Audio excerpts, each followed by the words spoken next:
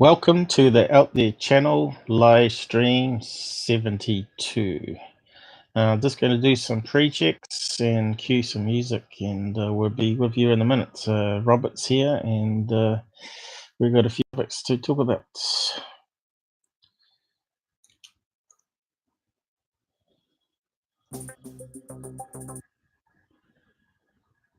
Let me know if it's all working there.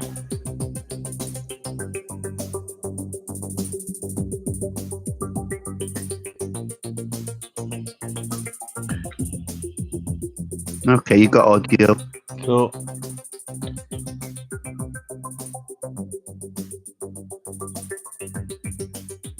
What's that so loud? Low. Oh, now it's gone loud. Crazy system.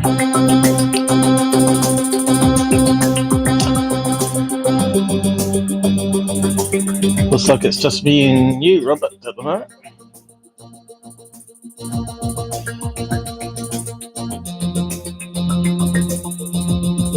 Yeah, seems so, yeah.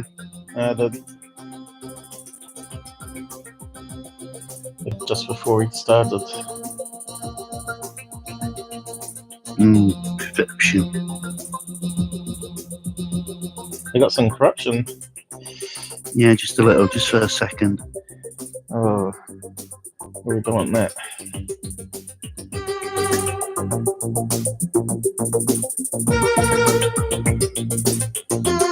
Well, then when I done magnifier.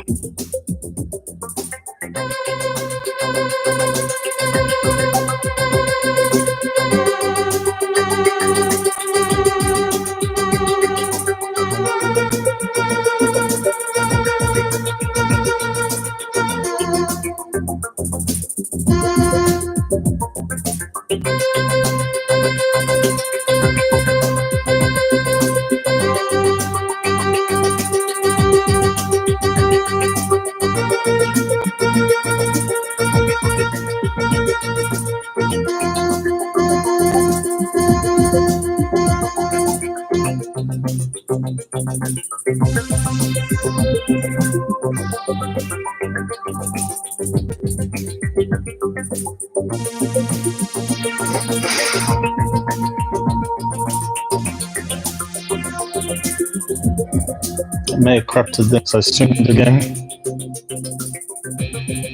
Never.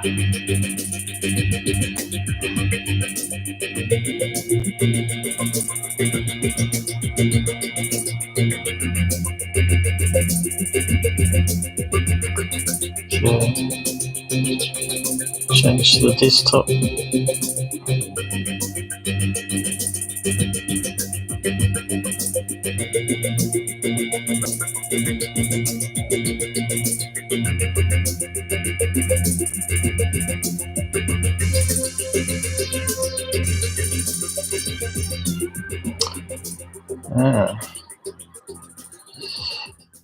I think I see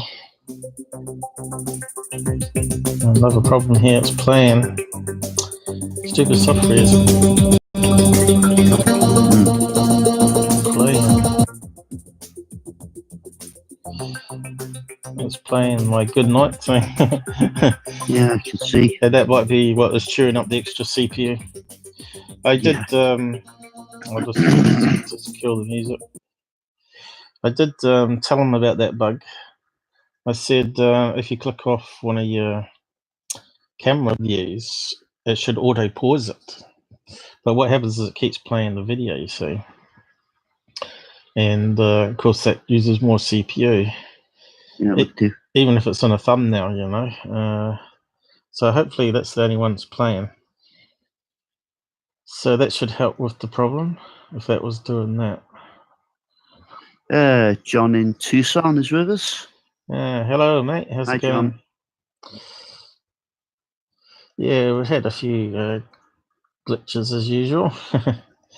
I think we're right though. Let us know if the graphics corrupts too much. It means our CPU's just gone up to 100% too long. So yeah, we only got two watching at the moment. So Jamal, he said he was going to join us tonight. So hopefully he comes around, because he's the only moderator we got now. Perhaps I should give honorary mod rights to John to patrol the side chats for us while he's on. I know you've got some control. Yeah. I Doesn't... need to be on the YouTube tab actually before I can see the comments clearly, but I can easily toggle between the two. Doesn't allow me to put John into moderator.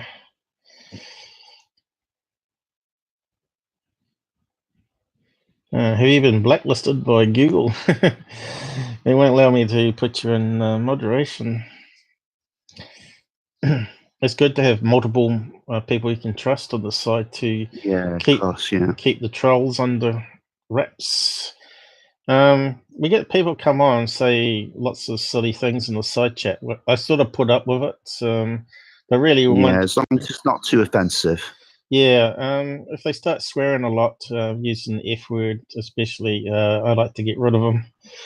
But I like to give people a warning first, because they may not realise we're not like UFO proof.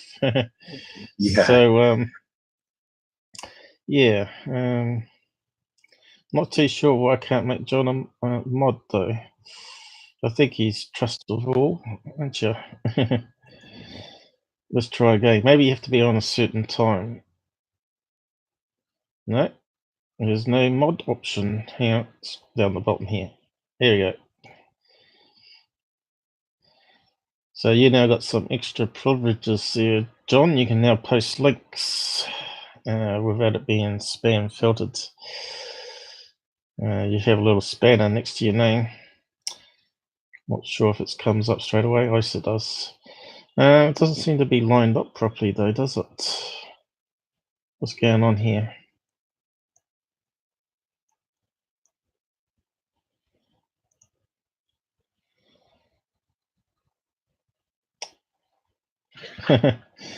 His mum trusts him.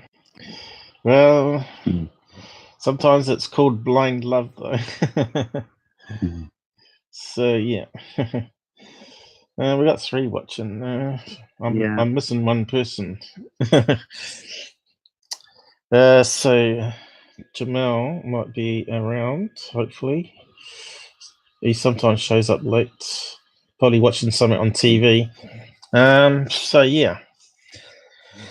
Where do we begin? Sort of roughly prepared. So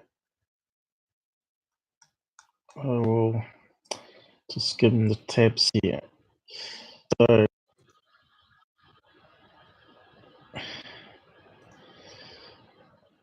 first of all, I just want to talk about this one here, which was quite a good interview with Chris Cogswell. He's the mad scientist. There's a website called Madscientist.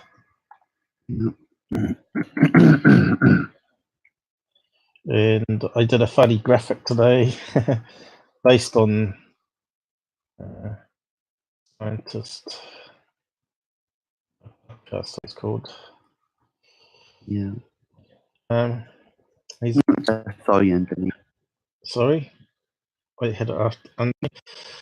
So he has episodes there, but he also has them on YouTube, put up by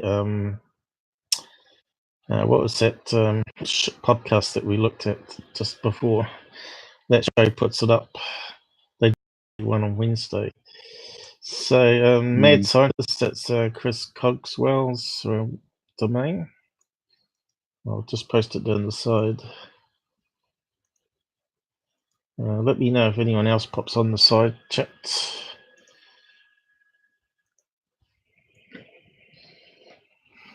Cool. And yeah, he's got episodes here, but has to clean up his website a wee bit to make it a bit more intuitive. So he's got like a YouTube link and iPods link. But yeah, you just basically may not realise, but all the episodes there on that little scroll bar, so you have to scroll through them. And you can listen to them, the MP3s. Yeah, so you can see it's not super clear format. And the iTunes ones, I think, are on the home screen still. But anyway, he did an interview here with what's it, Spaced Out Radio, who put up his episodes. That was a good interview. They was talking about, that was a really good interview.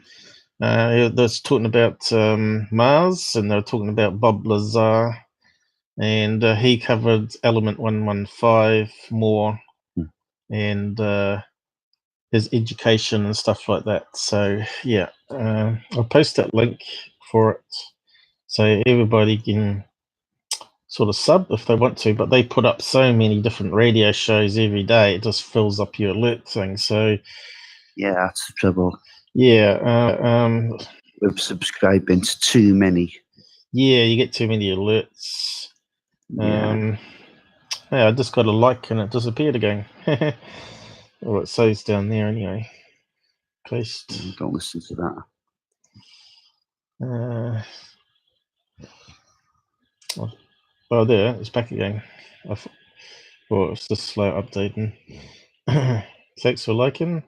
Was that you, Robert? No. No, okay. Never works when I do it live anyway. I suppose we could play a clip of it, but there might be commercial, you see. They might have it sort of... Yeah, I know that they were a bit of a nuisance, the commercials. You can skip through them, okay, though. No, what I mean is they might be commercial, that they're sort of copyrighted. I see. Yeah, and I'll get struck with a complaint. Which is a shame, because I would like to play a wee bit of it. But it doesn't matter. We'll just carry on.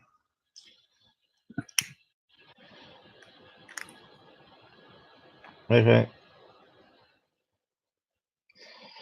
Yeah, we're sort of getting Bob Lazar burnout, aren't we? So I sort of covered mine, because everybody was talking how great he was and how great the movie is, and I thought, well, I better put my side of the story onto it, because they're not hearing a balanced view about Bob. So that's why I've done my couple of lives on it,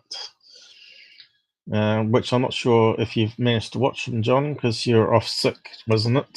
So yeah. John, did you know Robert suffers from head trauma? He gets seizures as well. He takes the drug that we talked about, I think, didn't you? You take a certain drug to stop seizures, was it, John? No, I don't, you know. I'm on a drug called Madscientist, which is a mild antipsychotic, as well as a sedative and an antidepressant combined. The only thing with it is, for God's sakes, once you've been on them a certain amount of time, don't try and come off them, because I can tell you now, it's an absolute hell. Yeah. Well, they just said something on the news today about... But if you're getting seizures, you need something. Yeah. I'm still getting ongoing treatment for that as it happens, so they're going to add another tablet sooner or later. Right. Yeah, I think I can't remember what John said, what he was taking, but I thought it was something to do with seizures anyway. Because Robert, he did boxing, got hit in the head once too many times. Yeah, and that broke the brain a wee bit. But that's one possible explanation. Yeah. Well, you know, Will Smith, he did a movie about head injuries and NFL. I seen it. It was very good. And there was a black doctor that wasn't taken seriously, and they tried to... Yeah, it kind of scared me a bit watching it, to be honest, after what I've been through, you know? Yeah. Because it was actually saying, I'm 52 now, and didn't suffer any symptoms until I was in my 50s, and it actually said, that is the time when it generally catches up. Right, yeah. He's talking about you can get an implant, but we know that that's the new technology where they put sensors on part of the brain that sort of stops that happening. Yeah. So he's gabapentin. I think that's what they're looking at putting me on in the future. It's been suggested by my psychiatric nurse anyway. Yeah, we were talking about it, weren't we? I recognised the name when John mentioned it, but I've already forgotten the details about it. I can't remember now. But yeah, they said that one was the promising one for seizures or something. Yeah. I mean, I had one in bed the other day, and I banged my nuts against the cabinet that was next to the bed, and I had a lump on my head for about a week. I didn't want to go on alive. It was like an egg. Oh, jeez. Well, that's no good. So we better get on with the UFO chat instead of medical chat. Unfortunately, it doesn't allow you to communicate with aliens, does it? So we're still none the wiser. They're good at hiding from us. So first of all, let's have a look. Third Phase put out something, and we'll just do the just get it out the way with first.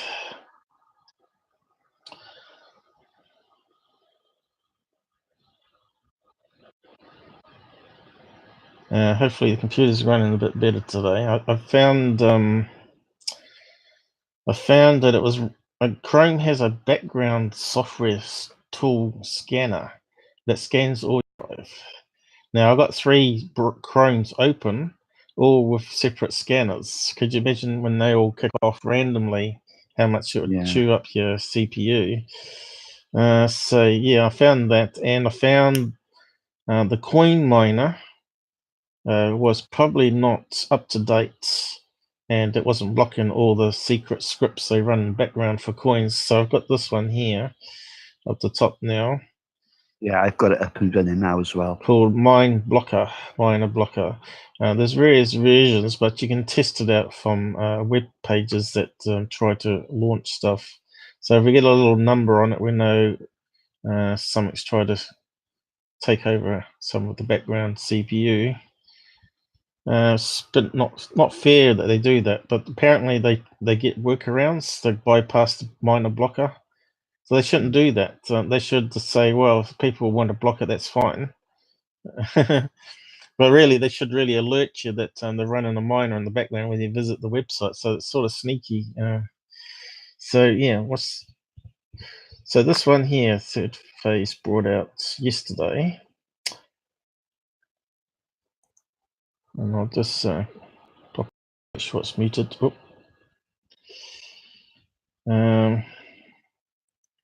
Make it bigger. I think it's going all right at the moment.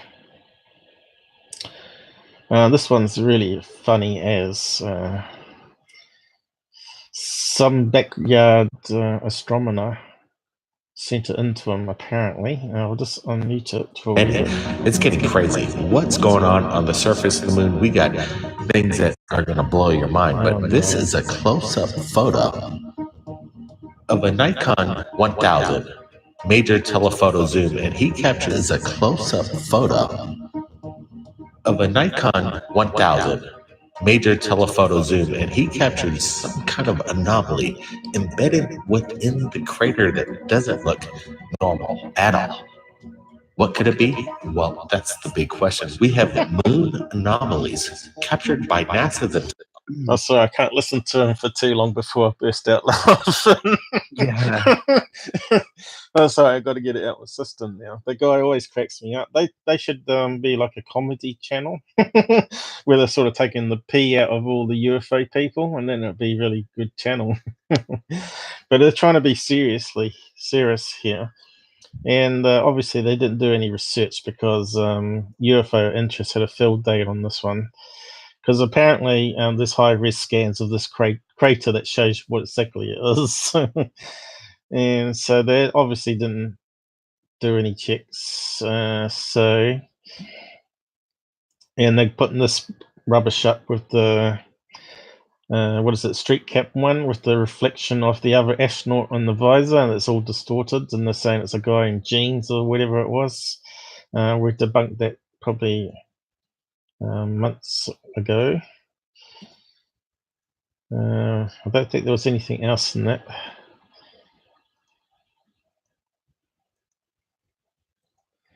Just repeating for 10 minutes, as you can see here down the bottom, so they can get more ads into it. Lucky enough, we use AdBlock until Google works a way to disable that, I guess.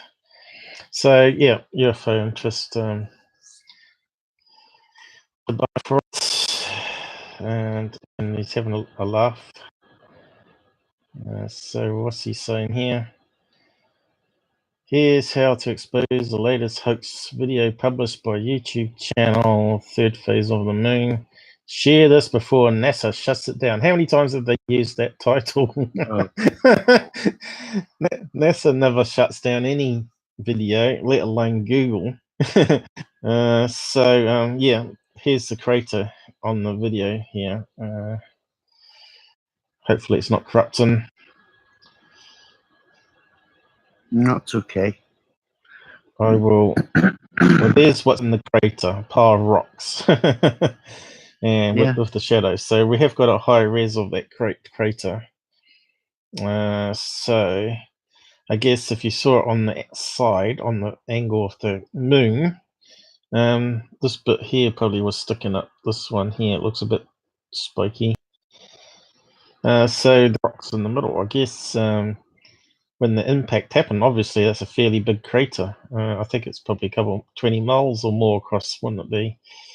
We ain't got no scale on it, but normally it causes molten rock when you impact, of course, and it blobs up like a water droplet does. You know how a water droplet goes up and forms that sort of bead? So that would be similar to this. As it goes up, it instantly cools because of the space being super cool. Yes, so cold out there. Yeah, yes. Of course, it would be tremendous heat when the impact was. You can see it looks like a little droplet that went upwards from the impact. So they're saying it's some sort of radar dish. What's the comments down here? Oh, God. So I was going to debunk it, and then I saw Scott was onto it, so I thought, well, I'll just show what he's done. Let's see what kind of stupid crap. I'm sorry, I'm sort of laughing, and I've lost my mouse control here. Hang on. Let's see what stupid crap explanation NASA will come up with. So really, they've gone the opposite way. Good find, guys. So there's already a silly person. I was going to say, what sort of crap are they putting up? But obviously not. No. The orange thing has to be huge. Yep, it would be quite big. Truman Show. Proof 100% moon is not barren. God. 20 trillion missing from DOD. I'd love to know the average IQ of his followers, to be honest. I don't think it would result at 80. Well, it's entertainment, that's for sure. They should be listening to their channel as entertainment for sure. This is good. So really, I haven't come across anyone that's actually said that's BS. I saw this last week. That one's pretty undeniable. Yes, it's a big blob of rock. So Clementine posted this a week ago. Today, I must have missed it. Needed to get Bruce to look at it with his 14-inch scope. What did they say? Moon mushroom. He's obviously smoking. Photo is real. Yep, it is real. Artificial satellite, no. So yeah, it's not really anyone that's explained it. Radio telescope antenna. I suppose it does kind of look like that. But yeah, you'd think some people would say, let me see, let's bring up Google Moon and see what's in the high-res photograph. What did John say to that one? Hey, Renee, how's it going? Hey, Renee. We're just having a laugh at third phase on the moon, and the comments there. Yeah, that's what I said to. That was what I said to you about that drug that makes you drowsy. Remember that? That's Yeah, what. yeah, I know a few people are on it, you know, and yeah, they say the drowsiness wears off after a while, but it was the same with the metazapine. Anyway, enough of the medical talk. Yeah, which is no good because it messes up your sleep patterns, and that's what you're having trouble with, not going to sleep at night and not be able to get up in the morning and all that. But I can't do that I either. woke up before my alarm today. Yeah. So yeah. First. Well, you seem to be doing better lately. I've noticed. Yeah. As long as you don't watch too much sport early in the morning.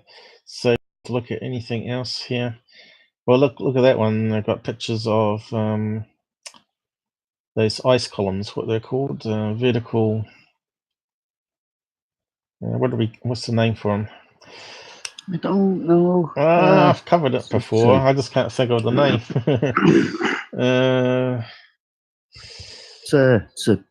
Makes a spectacular photo, but it's nothing to do with. Yeah, it's ice crystals in the air, but I can't think of the name or what it's called now. But I've covered it before. So yeah, that's enough of that one. And is that still playing? So yeah, he's posted another one here too. So that's the one we're going to talk about here. And as you can see, he's backed up what I was going to say, what I said before the stream yesterday. Right, this is the one in Wales. Yeah, so we're going to cover that one next. And I think we're good to go, actually.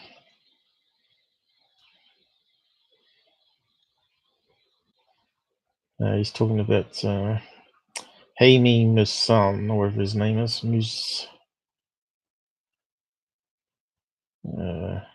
Musan, so he says his name. Talking about how they fabricated fakes. And apparently it's bits and pieces of a human bones strung together. But the alien flipper thing, I thought it was a cell flipper myself because it matched the bone alignment. So yeah, I don't know. But the DNA come back inconclusive, I think, in the end. Like it was human. But I guess that's the report on it. So looks like it's all in foreign language here.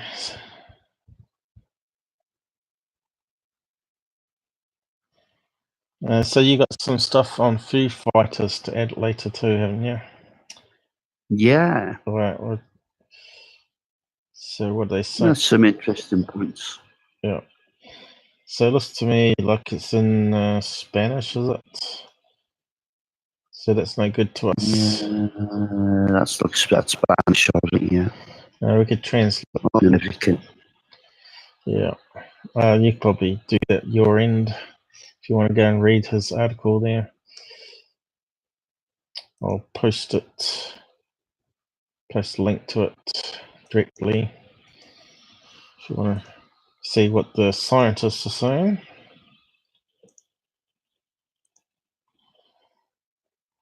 But I think we're done with Scott for the time being. So we'll close that one down.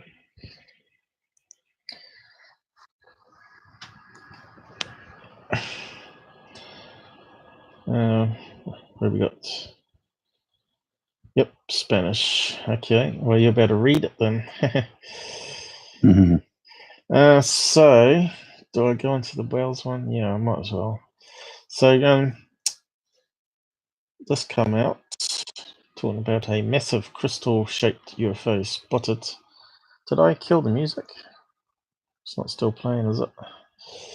Yeah. So, hovering over North Wales. So, what's happened? Did I click on something? Oh, here we go. Is that the one? Hopefully it won't get done for copyright. What browser player is it in? Let's see if I can zoom in. Yeah, it's still loading, believe it or not. No, it's loading all the icons and things. yeah, you get lots of ads. There we go. It's still loading, and I can't do anything until it's finished. But we got some stills of this object. You can see it's just like a pin light above a building. It's not that big. But I think they add some other stories, and there's a zoom in of it. You can see it doesn't look very diamond shaped there. I'll just zoom in more. Does that look like a diamond? No, Venus can look a little bit like a diamond shape to the naked eye, though. I'm not sure how it would turn out with the camera, but that's fairly circular. Well, it seems to have like a kind of an order around it, but it's overexposed, isn't it? No, that's out of focus. And sorry, that's what I meant. Yeah. Yeah. Overexposed means it goes like super bright and it's washed out. So, but let's play the video. We got some extras on the side now. Oh, 3 likes already. Not sure why it keeps doing that. Renee, keep an eye on the skies. Well, hopefully get a camera on the skies is what we want. Yeah, I just bought one, Renee.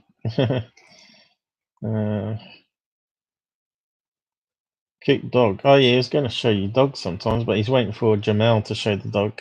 Yeah. Is he poking his head in the place again, is he? I haven't heard him tonight. No, don't tempt fate. I warned you. Normally rattles his collar. Well, Charlie's back to normal now, which is good. We're a bit worried about him. He's back to being a rascal and not listening to all the commands. Tries to get away with stuff. Yeah, I'll just zoom. It's one of the privileges of old age. I think it's magnified too big now, isn't it? There's a bit, mate.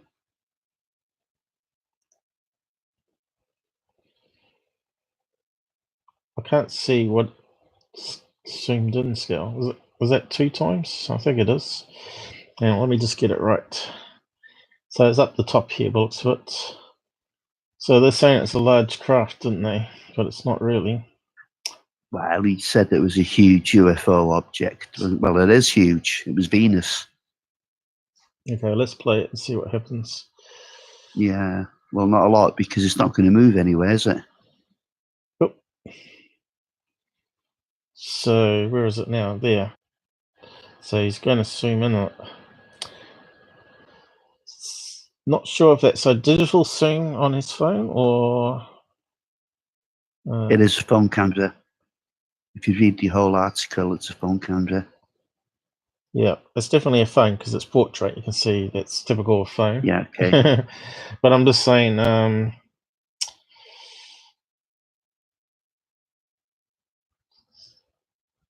there's the little bright dot up the top here. I don't know if you can see it on your screens, all right?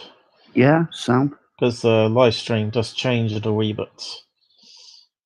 I think what I'm saying is whether he's using digital zoom there or optical zoom. I'm not sure if his phone would have optical zoom.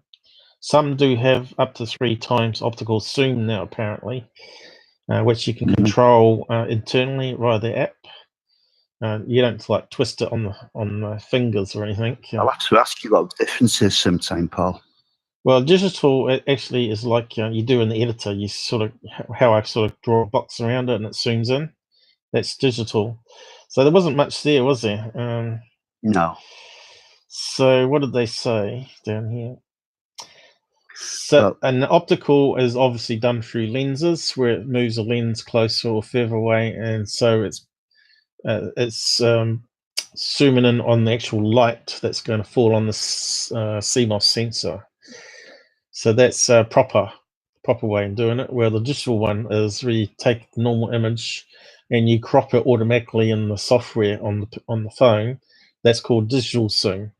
So it's like a Mhm. real-time editor, basically, the digital zoom. And of course, Okay, I know I've got both on this camera. I've got come in. right. Yeah, some phones Right. some phones use combination, and or one or the other. So phones will get better, of course, and then there'll be 3D recording, so you can do 3D videos of your family and stuff. Yeah. So this camera I've got come in, not a phone. Yep. A camera's a better way to go because it's obviously Yeah, definitely. Yeah. you're putting all the money towards the optics, because the best thing of a camera is always the lens. Apparently, you can have a really rubbish CMOS sensor or CCD sensor and have a really good lens and get better pictures than the most expensive iPhone or whatever out there that's got 20 megapixels or whatever, so Yeah. this guy's all right on the side there. Who's been abducted? The messages scroll off because you like to talk long sentences. It's Renee. Okay. Yeah. Looks like moon seen with ice crystals. No, it's actually Venus, and we'll prove it. We just looked at UFO Interest, who has already said that this one's Venus as well. But there are software where you can look it up, so we'll go through it. I also asked DazzatheCameraMan group, and the people there verified it was Venus as well. And I was hoping they were going to snap me a picture so I could put it on the stream, but no one wanted to do it. They said just install the software and do it yourself, sort of thing. And my laptop's pretty much chocker as it is, and the software that's online is not as good as the professional software that you use. But yeah, so apparently a security guard claims to have spotted a massive UFO hovering over North Wales. John Warren spotted a crystal-shaped object. Well, did it look like crystal to you? It looked like a little round dot hovering over. I suppose he was talking about how he's seen it with his own eyes. It's not too clear, is it? Over Corvis? Cavis. What's that? Cavis. Is that Gaelic or something? Yeah, it's Welsh, but it's Gaelic is the ancient Irish term. All right, and around so it was around about 6 a.m. on Tuesday, November. So we got some time there that he took it, I guess. We haven't got the original video to look at. So he's an ex-soldier and a former light aircraft pilot. So you think he wouldn't make that mistake, but clearly he has. Yeah. And he didn't obviously have Heavens Above app installed on his phone to bring it up and hold it up to the sky to see if there's any planets that are in the way.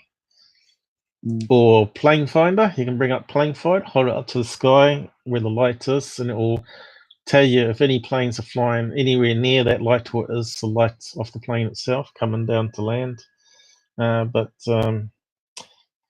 we saw a zoomed in photograph before we started the video there, and you could see it was definitely not an airplane. And planets have a certain, what do you call it, a signature. When you see a zoomed in picture, which is generally out of focus as well, of planets on cameras, unless you got professional camera, it has that sort of halo that you were talking about, and it sort of shimmers,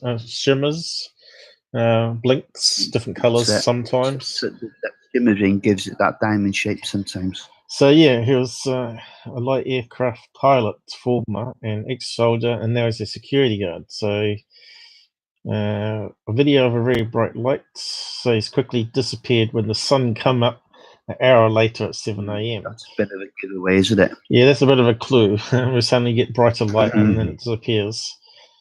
So that means the UFO would have been hovering for an hour. That's basically what he's saying there. Yeah, which means there should have been hundreds of reports. Should have been lots of reports on lots of different angles of the camera as well.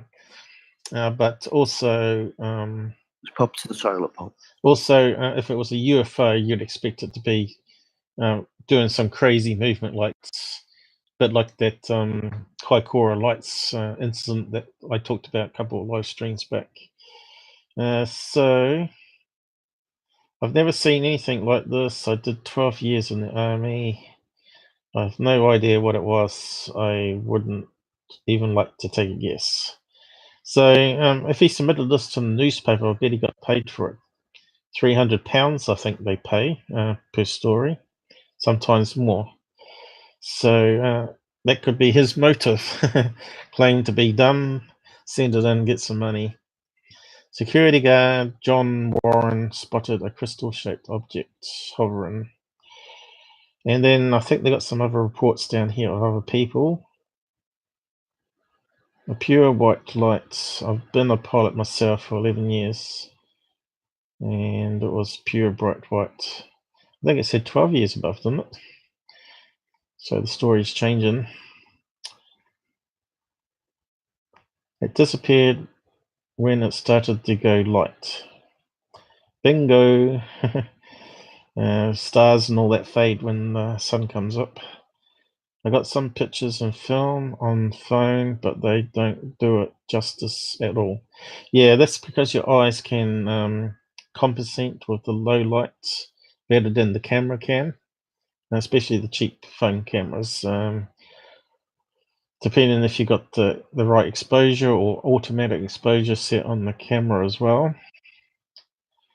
So we've been through that sort of stuff before. So there's a frame from the video, or another snapshot. Looks like he's taken it proper way there, if it's the same person.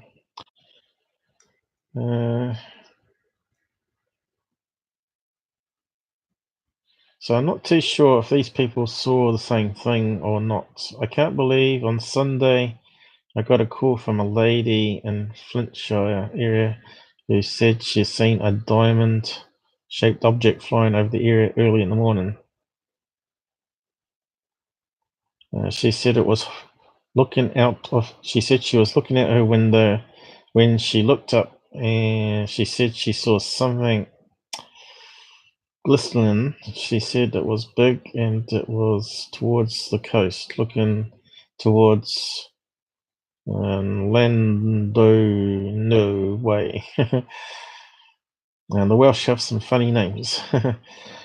She described as a very bright glowing diamond with a tint of colour to it. She was taken back by it. She'd never seen anything like that before. So she didn't take a picture of it.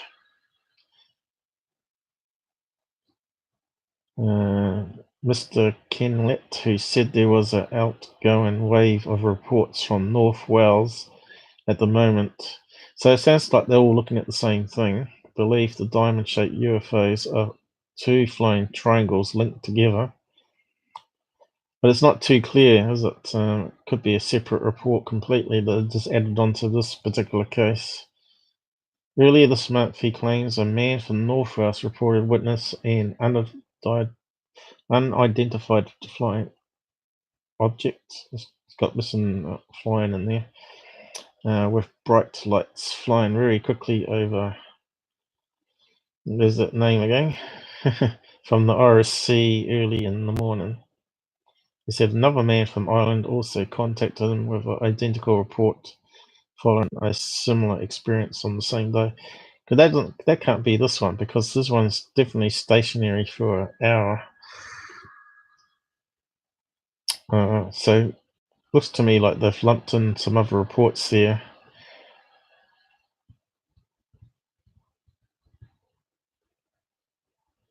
So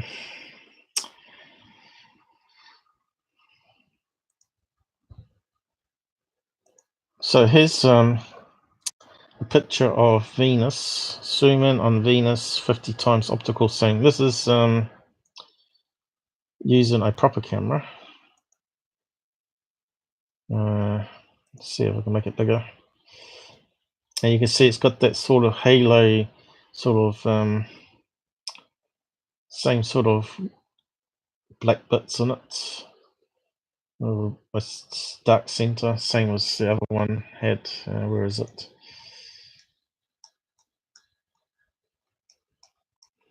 No, wrong direction. So here's the same thing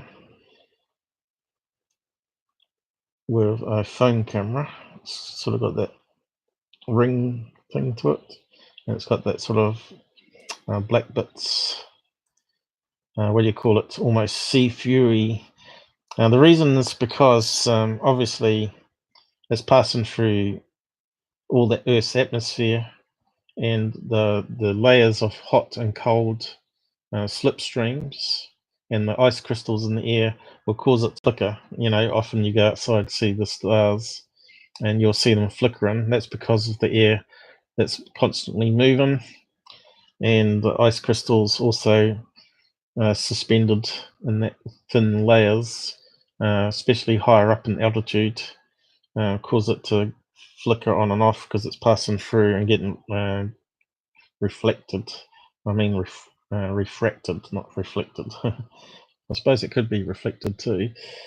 So let's play this little clip. And he zooms right into it. See how it's sort of flickering? I'm not sure if it's alright on the live stream or not. But you could say you're afraid too, couldn't you? If you didn't know the guy was being honest. So that's 50 times zoom from the ground. Look how small it is, and the moon. Look, amazing zoom he's got on there. Like, can you see it still? So yeah, it's quite a good little video, that one. I'll post it down the side so you can have a watch of it.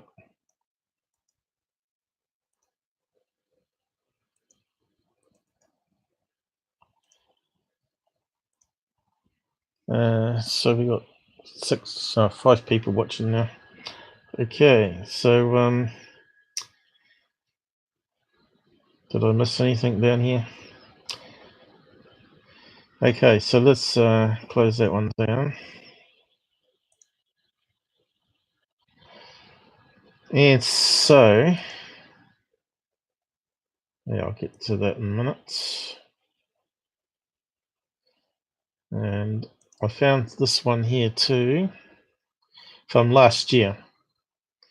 It's almost the same time, but it's about a month on, I guess, January 2017. And they also got some interest in sunset and sunrise ones. Still loading the looks of it. Come on. It's not letting me scroll until it loads.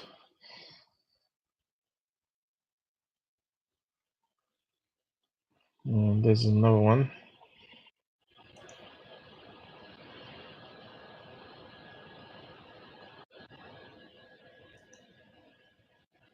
And another one. I think that's the moon. There's Venus there, is it? Yeah, look. Moon and Venus again. Shows how small it is. And the moon and Venus again. That one's slightly closer.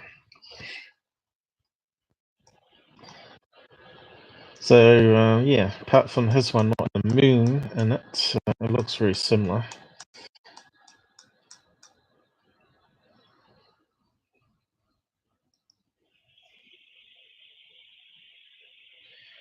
So there is software you can plug in.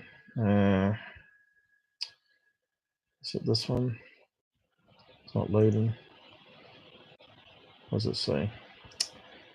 Time and dates. Cardiff. Let's do a refresh on it.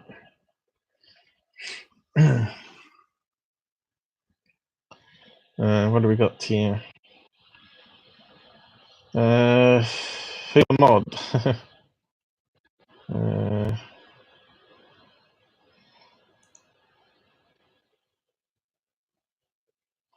Is that you, Renee?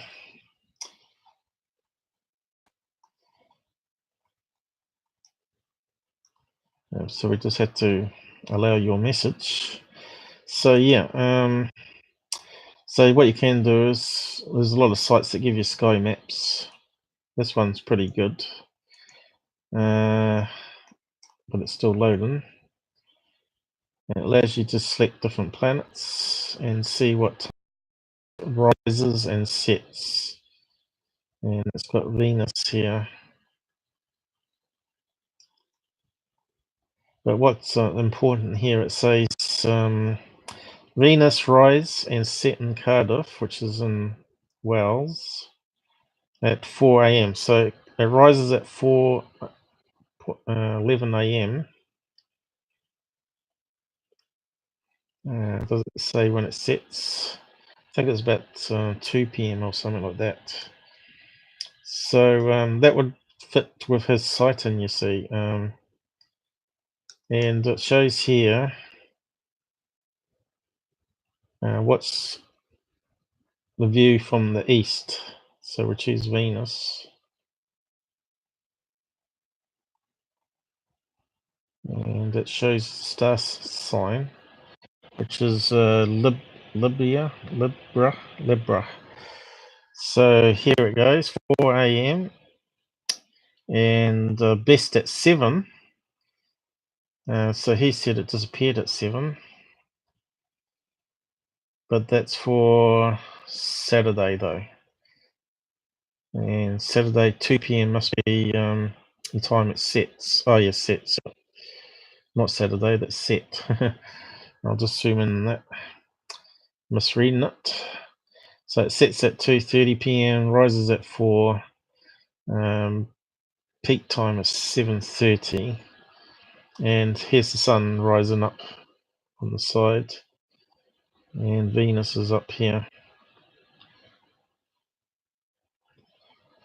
And you can choose your day.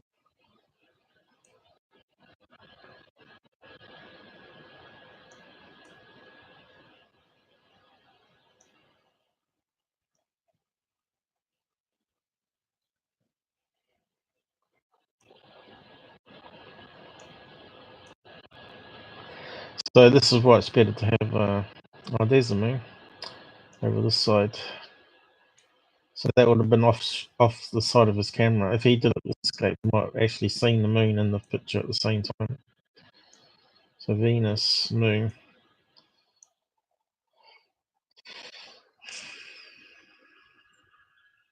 So yeah, 29th. So you'd have to change the date somehow.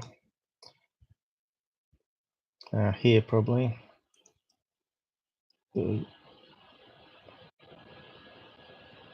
there you go. Even does sunrise and sunset. Is the screen corrupting because it's using a bit of CPU? This.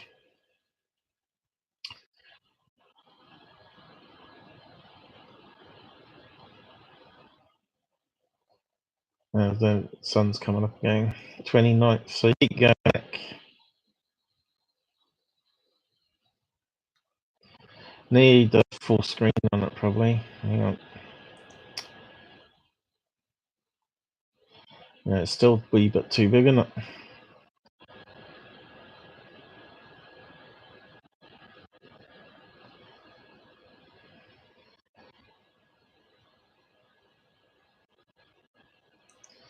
Anyway.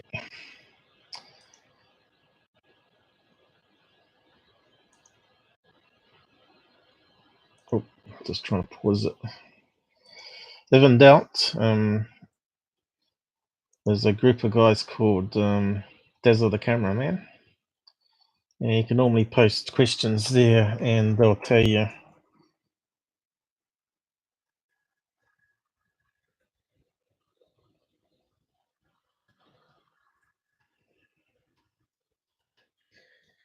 People that's sky watchers, unlike ourselves, which are not familiar with all the hoo-ha of telescopes.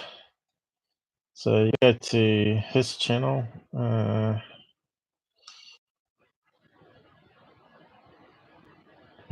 got it wrong. Camera, the Lazar man. I got it backwards.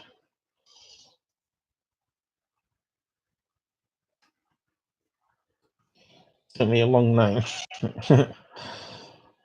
So mistyped it again, have I? Yep.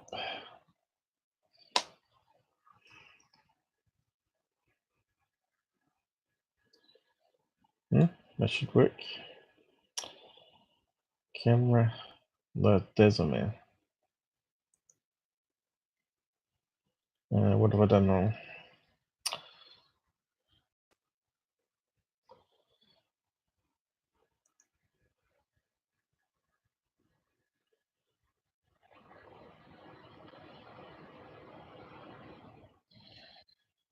That's strange. DazzatheCameraMan. Can't see what I typed wrong there.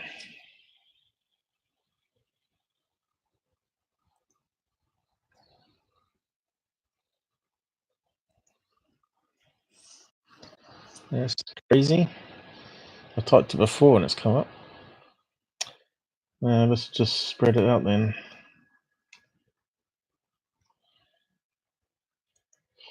Anyway, he's got a Facebook group. He mostly answers on there.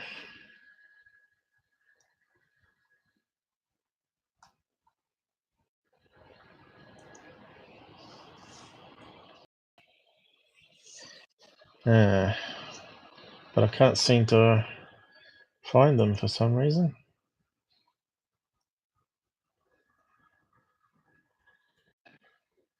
One said, could be one said maybe.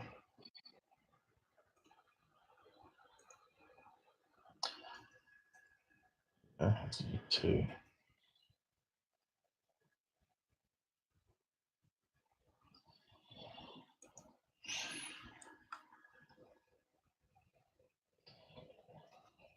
So we're sort of stuck on that one.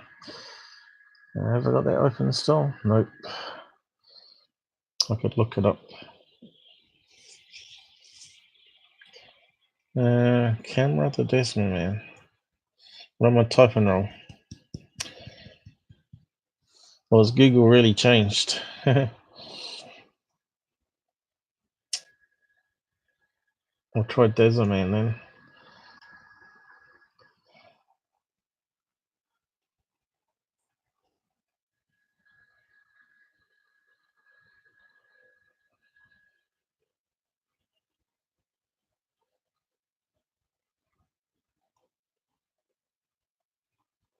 Well, I found DazzatheCameraMan, but it's not him.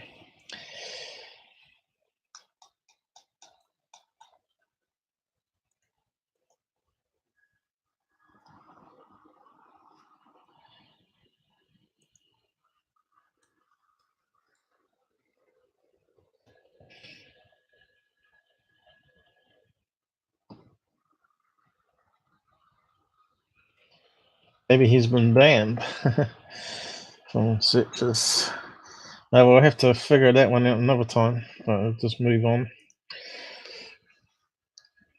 And that brings us to. Just close that one down. This thing about diamond UFOs. Diamond shape UFO from Sri Lanka. So here's another video. Probably won't play it. But they're asking how it can be a diamond shape. This can't be a real UFO. The UFO does not have any creepy music. Square aperture though. What camera has a square aperture? Well, quite a few of them have square ones.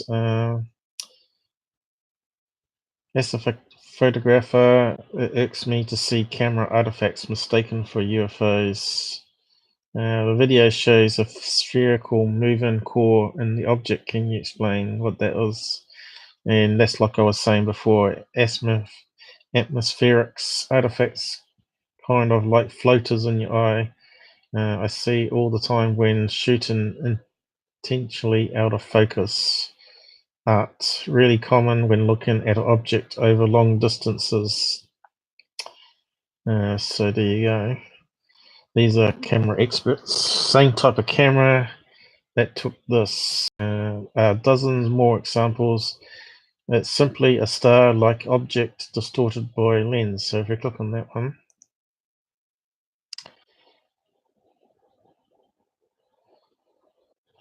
and that's one he's took with his camera, which even looks like more believable UFOs because we've got a line going through it as well. But he said it's just filming a star. So let's go down again. And another photographer agrees. I would say the object's far away, and they soon made it far more definitive that a white blob on a black backdrop. And these article, nothing conclusive here. Shapes like this are typical at point source of light, bright light source at long enough distance to be a speck in the sky. The camera being focused on the macro range, focal range near the camera, resulted in light taken on the shape of the camera iris. So I looked up cameras to be able to show you. Normally, cameras like a hexagonal one like this, and that's where it opens up fully to let lots of light in for long exposures, and then this is where it's shutting out a lot of the light. Sort of shuts it like the James Bond opening sequence of the gun, which is also like a spiral, but it's not the same thing. But yeah, they can have different edges inside the camera shutters. Some have 8 sides, and some have 10, and some have 2, and that forms the ones that we just saw with the diamond UFO. And if we go down here, we can find one that's got a square opening here. That's got a square, and it just uses 2. And this will be on a phone camera where it just has a square aperture. And of course, that's where you get the strange shape. Here's an image here. The simple diamond-shaped 2-blade aperture opens to the appropriate size as you push the shutter button. So that's the thing you were asking me before, wasn't it? And here's some other apertures that I was talking about. We've got hexagon. Are you still there, Robert? I can't hear you. We've lost Robert, have we? Robert? Oh, I'm sorry, mate. The sound is muted.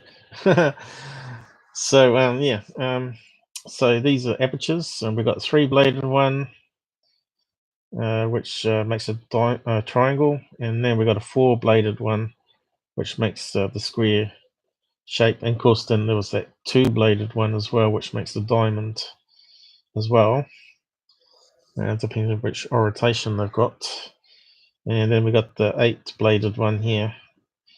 So often you see that with bright lights, street lamps, where it sort of causes a star pattern.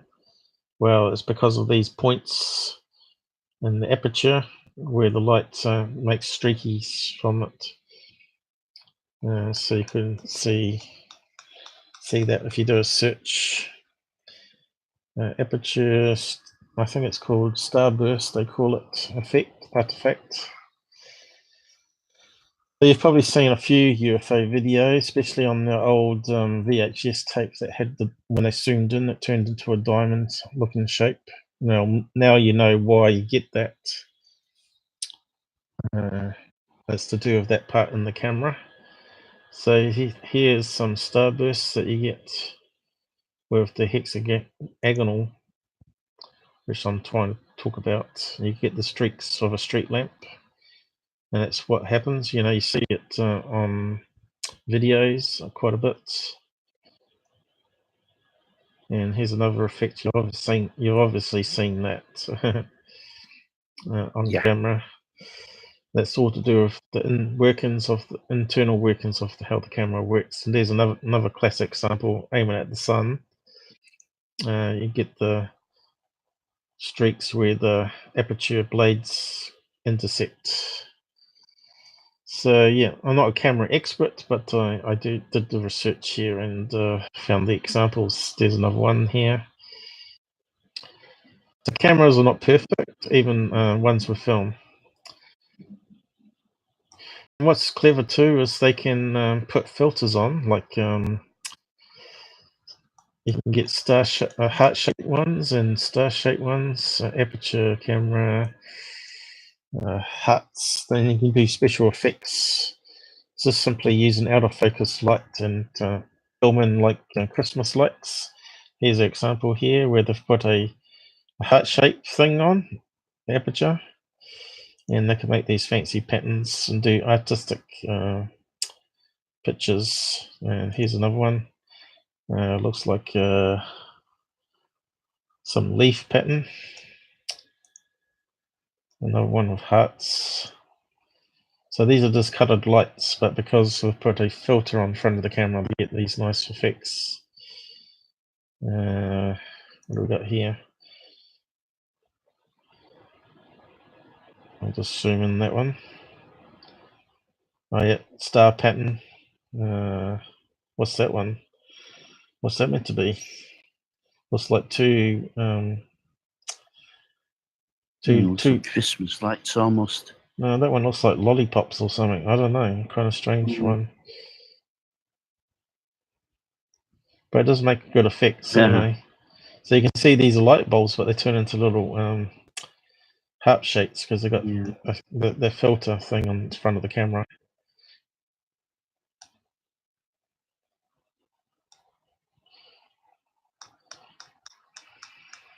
You probably can get a lot of other effects that happen. Artifacts, maybe. I know you can get a lot of different art ones popping up that people have done. Look, some of them are really good. They got like a model of a woman, and they got all these special light effects that they're using their clever lenses on. I did have it, but it's gone. Venus map. In case you want that one, I'll just post it to the side if you want to have a look at that Venus Carter thing.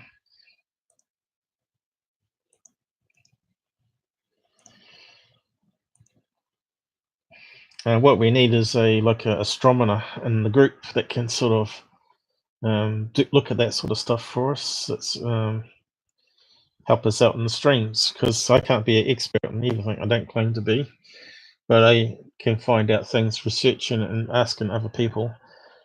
So I can then sort of break it down to you guys to make it simpler, because I find a lot of these guys like to use their abbreviations and jargon, you know what I mean? A bit like doctors. So yeah, it gets a bit confusing. So that brings us to, and that one's finished with 2. Well, we'll just have a quick look at this one too. I'm just worried that I might get a strike for it. We'll just have a look at this one. If I do it half screen, I might be alright. If I keep moving it around. There you go. Sri Lanka UFO. Yeah, you don't have the person's moving the camera, of course. There you go. That's out of focus Venus. And someone's moving the camera to make it look like a UFO. Well, they made the news channel there anyway.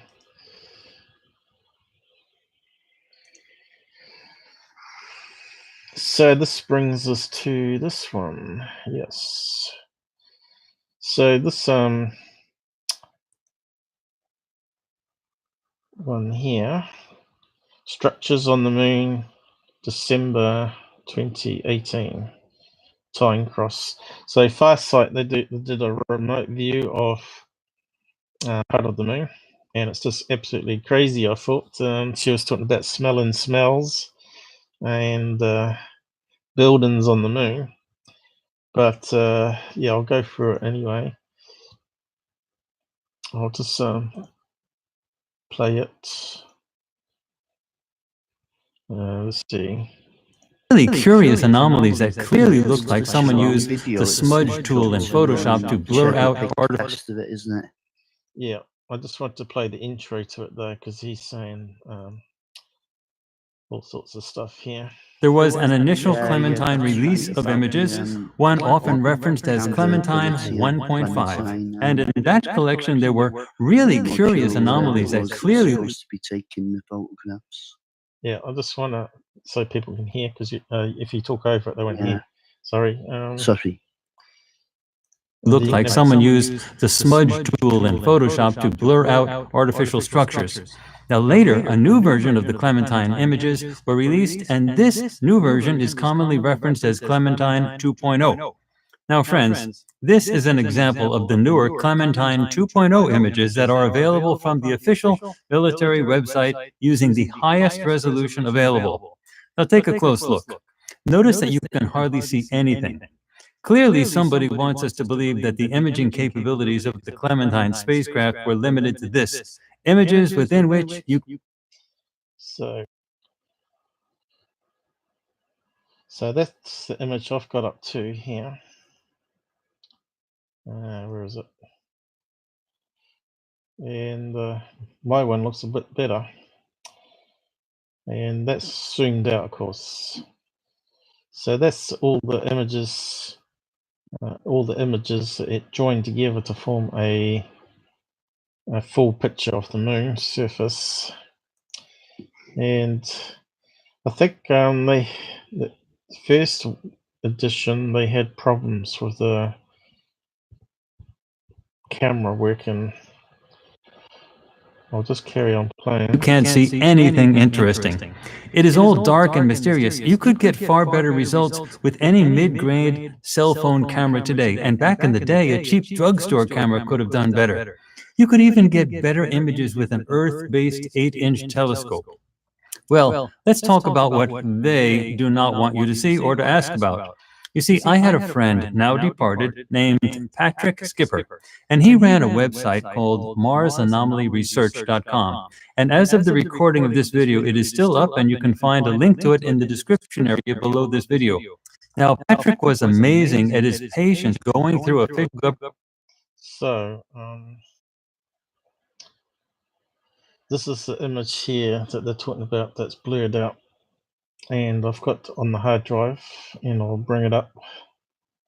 But he's not correct. When you look at the Wikipedia of the Clementine spacecraft and you go down, so that's what the spacecraft looks like that they put in orbit around the moon. Apparently it got destroyed though, didn't it? They send it off to go after a comet, and it failed. So they couldn't do any more scans of the moon. But that was launched in, let's see, 1994. So we're talking about 20-year-old technology here. Longer than that, isn't it? What's that work out? 24 years? 24 years. What were the cameras back then? Because NASA has the cutting edge stuff they get from leading or bleeding edge technology. And if we go down here, it talks about the camera specs. Where is it? So first of all, we've got to understand what kind of camera it's got. So there's the camera there. So it actually had a few instruments on it. It had like 6 different cameras on it, which was quite good for back in those days. It had a charged particle scope. It had an ultraviolet camera on it. And it had near infrared CCD camera. So that was cutting edge. Laser image detection and radar system, LiDAR. So Yep. And then you got the regular camera, I think. High resolution camera that he's talking about. Now, is it high resolution though? So we come down to here. The image was intensified Thomas CCD camera with a 6-position filter wheel. The set of filters consisted of broadband filter with a band pass of 400 to 800 nanometers, 4 narrowband filters with center wavelengths, and band pass with blah blah blah. So it's got a lot of technical stuff down here. And right down the bottom here, it has translating to a width of about 2 kilometers at a normal lunar altitude of 400 kilometers. The image array is only 384p. That's classed as high res back in those days. Not 1080p or anything like that. Pixel size of 23 by 23. So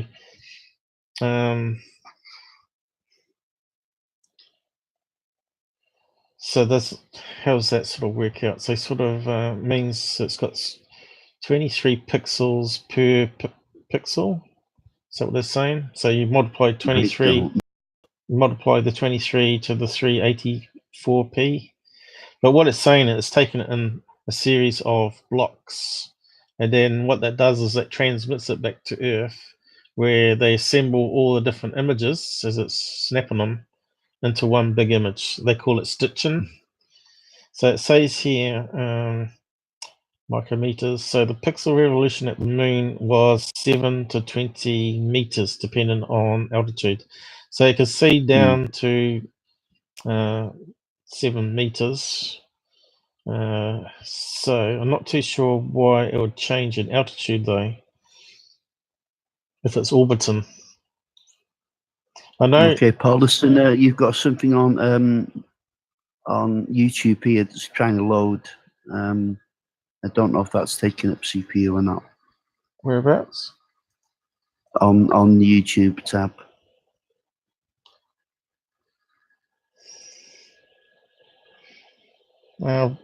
This one here.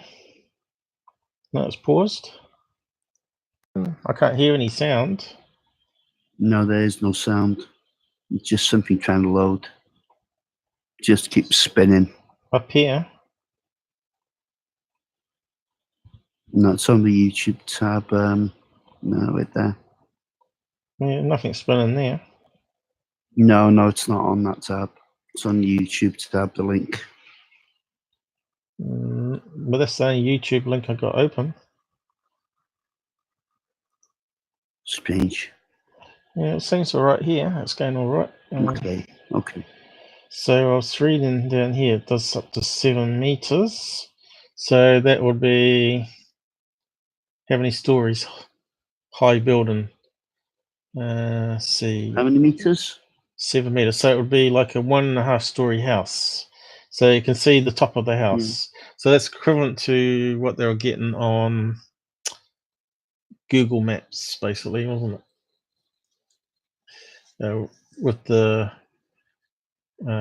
airplane photographs.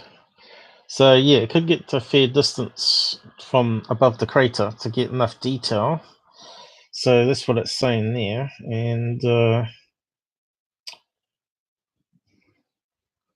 10 frames per second though, that's pretty low. Individual bursts covering all filters at the moon. High resolution and small field of view allowed coverage of selected area of a moon in the form of either long and narrow strips, so there you go, of a single color or shorter strip of up to 4 colors. So it can only do 4 colors. So they managed to get higher res, but less colors. So obviously they're going to have to merge the different filters together to get proper color correction, I guess. Well, I think that's what they're trying to say. It's a bit hard to wrap your head around all this technical stuff. So absolutely. So on here, This image here is not like a snapshot of a smartphone. You've got to imagine it. This is going to be made up of those little blocks, lots of little blocks all added together. And this is not the best image he's actually got here, but if you look at the proper image, it's actually quite see-through. So what I did is found one here. Well, I found a couple actually.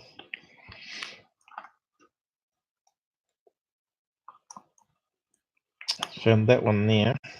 But if you go right to it through the software, you can actually see through it. So that with the airbrushing, they didn't do a really good job of it. There's another one. You can see here it's blurred, but you can actually see the shape of the crater behind here through that airbrushing that they're claiming. But it's actually just a camera artifact. So if I let's have a look. Oh, yeah. So what I did is I looked on the main video, and guess what? Exactly the same size block, but they got no data at all. See that? Just a black bit missing. So did that get lost in the transmission when it took it as it was passing? Of course, they can't go back and re-snap it because it's already passed past the orbit. Yeah, that's right. Of course, yeah. Yeah, it's maybe like a block missing out of the jigsaw. So I tried to find the original area on the map, and you can see it's quite big. And if we zoom right down, hopefully it doesn't take too much CPU, we can zoom right into the image. We'll zoom more, maximum zoom, and we can have a good look around the photograph. It's very dark, as you can see. It needs to be brightened a wee bit. But at least gives you an indication how big it is here, 5 kilometers. So that thing in the corner is 5 kilometers. So you're looking at some of these things here. Look, that crater there is bigger than 5 kilometers.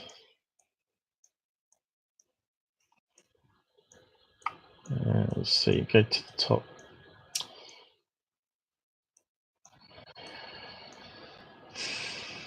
Swing back out a bit. So straight away, you can see here we've got lots of missing blocks. See, that could be a tower. So why focus on the one that's sort of blurred out versus this one here, where this it's got missing data completely? Are they trying to hide a megalith or a tower on the moon? So we'll keep looking. I mean, he could have done a better job on that, couldn't he? Yeah. And see here, we got a black line going down. What they hide underneath that little skinny black line? That's just where they've joined the images together, and the orbit didn't actually quite line up to the last segment. See that? So they've put a line through it to correct it. Orbit wasn't perfect. But if you go over this whole image here, there's lots and lots missing, and some of it's blurry. What's that coming up?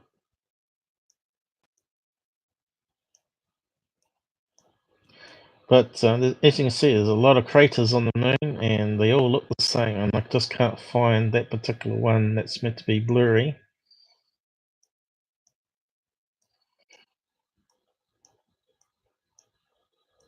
Yeah.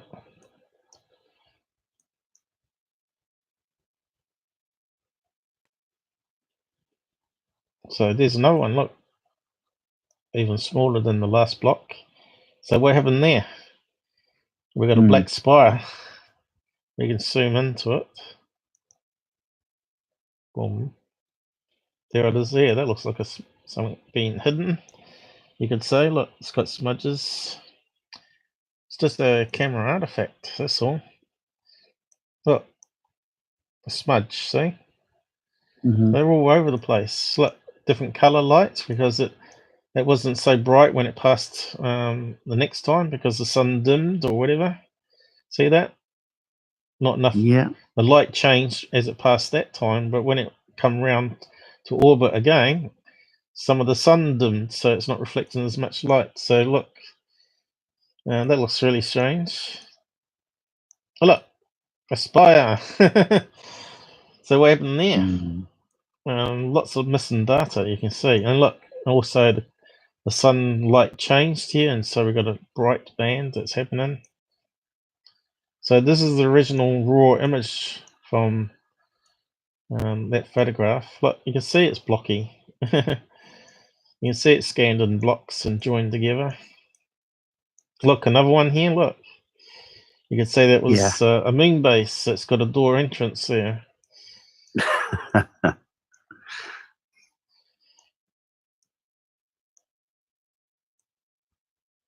Look, another one up here. Look, Street Cap 1 would have had a lot of fun with this one. They hide in a spire. Well, we saw how big the indication was. That would be like 15 miles high.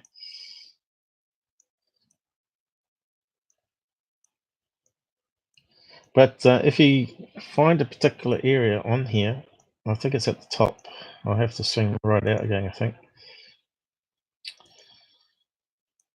Right across here, there's a load of black missing data for some reason. You can see also it sort of bends because of the curvature of the moon. So how can I get the black lines? There's a whole band of them. If I can get to the top. For some reason I scroll and it doesn't keep precision. But even that looks blurry, you see, because it's bending around the surface. That one looks like it's hovering. That looks like a UFO that's hovering. You can see it's distorting now because of the curvature of the moon.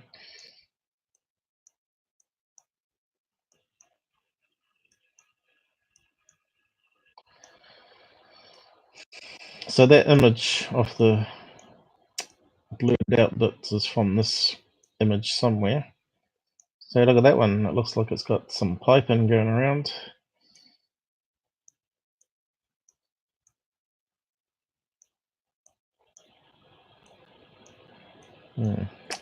Just trying to find that section I found earlier so I can show you. But you can see here we've got the sort of different coloration happening, and it looks like it's out of focus again, blurred.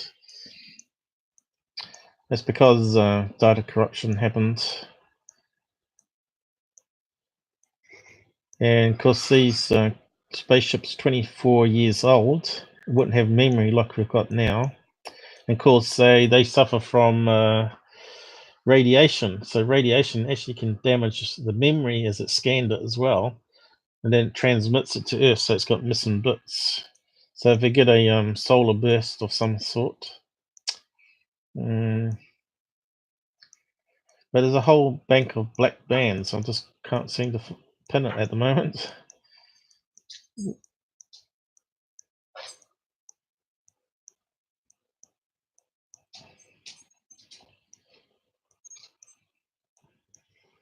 So here we've got another blurry bit happening here in the straight lines. So when you look at the complete picture of the moon from that same space mission, that sort of gives you a better indication what's going on.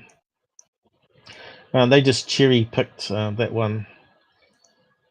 They just cherry picked this image from that massive one we're looking at, and just saying that the NASA's trying to airbrush it when clearly it's not the case, because they've even got black blocks missing. So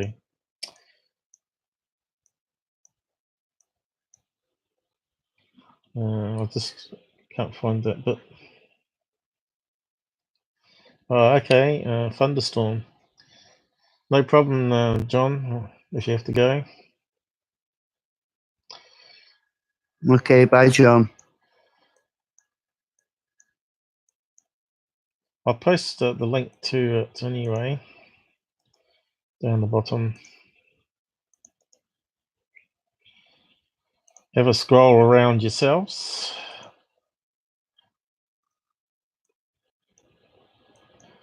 When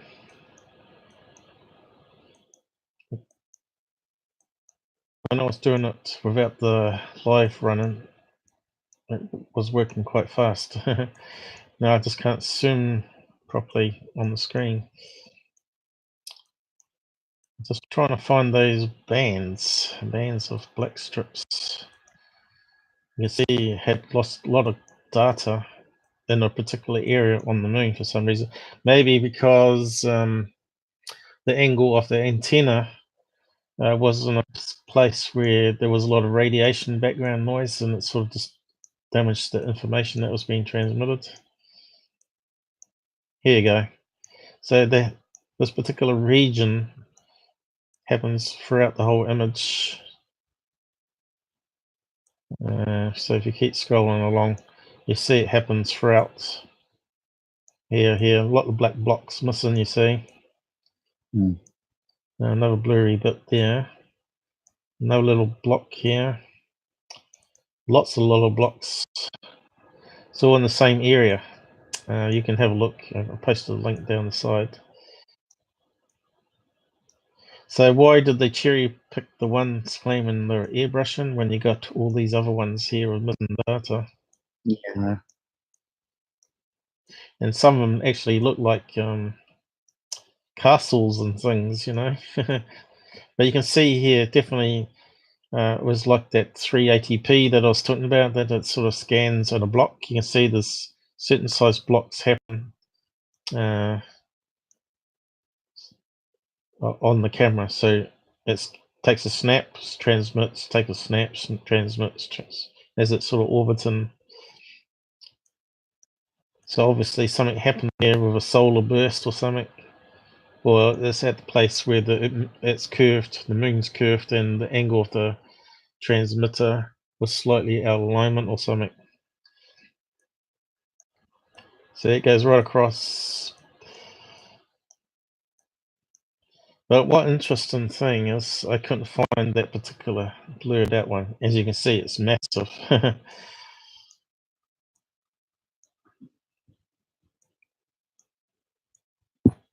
So yeah, it'll be forever and a day. So if you can find it for another live stream, go ahead.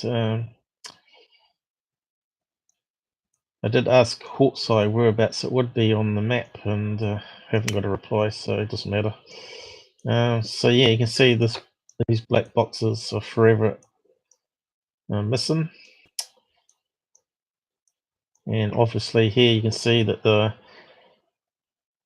sun energy changed all of a sudden. It's not as bright anymore. Then it gets bright again. Oh, look at that one. That's really corrupted. It's like a negative. Went negative there, and it's a triangle bit. That's because they transmit the pixels and then they transmit the color separately. They don't. It's not like a normal photograph. That's the whole thing. So when he was saying that you can get better with your smartphone, you wouldn't be able to, because we're talking about. You saw the size of the lenses on the. So quite big. Where was it? Plus, they had multiple cameras on it for doing ultraviolet and 1, 2, 3, 4, 5 cameras, and they got the solar cells here. They might even have cameras on the solar cells here too, by the looks of it, or some sort of sensor anyway, because they did what they call it, LiDAR.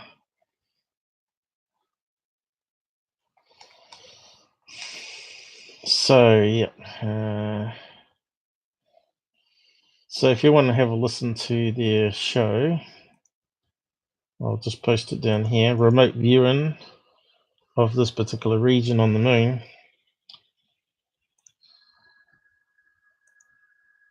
I think it's a load of BS. After looking at that, it's just. It was interesting to see those remote viewers in action, but yeah, I have to say I was a bit skeptical about the whole setup. We don't know that they're the Met. Yeah. Do we? No. just had to take their word for that. Well, I tried to put it through filters, so I'll do that now. I'll just get a drink too.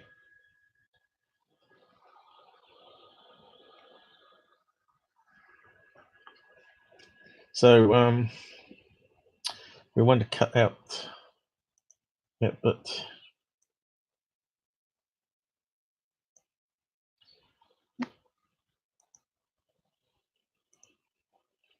So this is like a digital zoom that I was talking about, but you do it on your all phones have it. They have digital zoom. It does automatic cropping and amplification. So this is what I'm doing here, a manual digital zoom. So that's crop, and now you do a zoom resize, it's called, to bring it up to full screen again. Let's see what I'm typing. There you go. So that's equivalent to a digital zoom on a smartphone. So you can see here already, we can see parts of the moon surface through the blurriness of it. If there was a building there, so you can see the outline of this ridge coming through here. You see that? And if I clearly. If they were airbrushing, they did a really bad job. Yeah, it's innocent enough, I think. It's just data corruption. You can see that it does blocks. I was doing little blocks. You can see that the 4 blocks there, 1, 2, 3 blocks there. So it's in blocks. So we can try and lighten it, of course. But if you have a look here, you can see the white ridge of this outline of a crater coming through. And you can see also a crater at the top here. And you can see the black ridge coming through the blurriness here. Definitely no building there. So they're claiming there's a building there on the remote view, and it's totally wrong.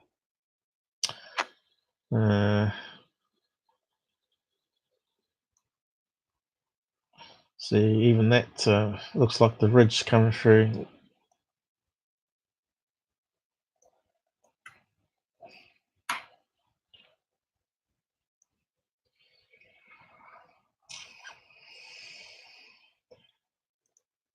That's probably the best we can do. As they said, it was only 4 colors.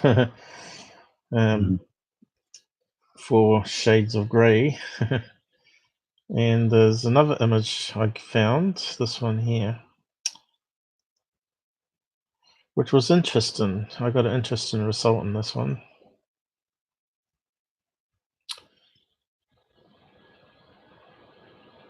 Was that the one? Yeah, I think it was. Size it up.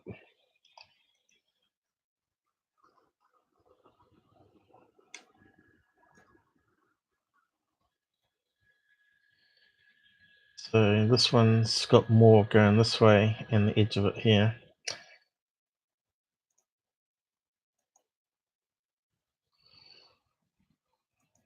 So I'll just put a filter on it.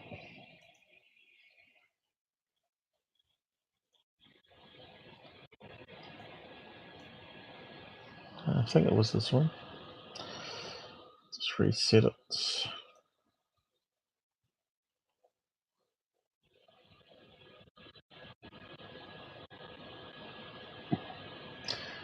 How did I get it before? But what pops up is pen mix. I think it was this one.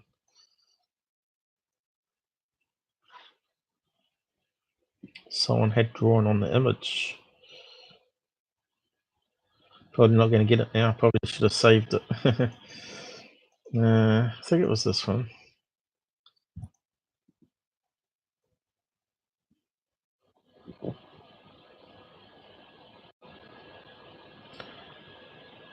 Let me just check. What was that one?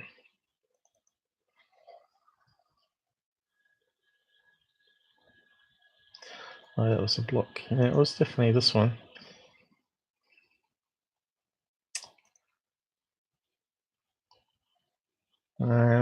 Apparently you can see drawing marks going around.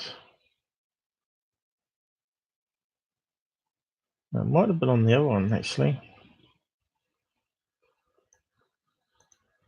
Let's have a look again.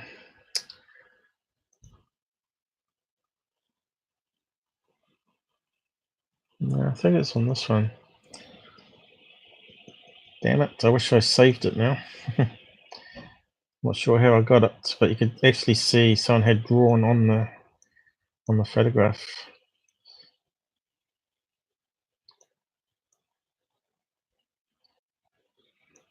Probably stumbled on the right color combination.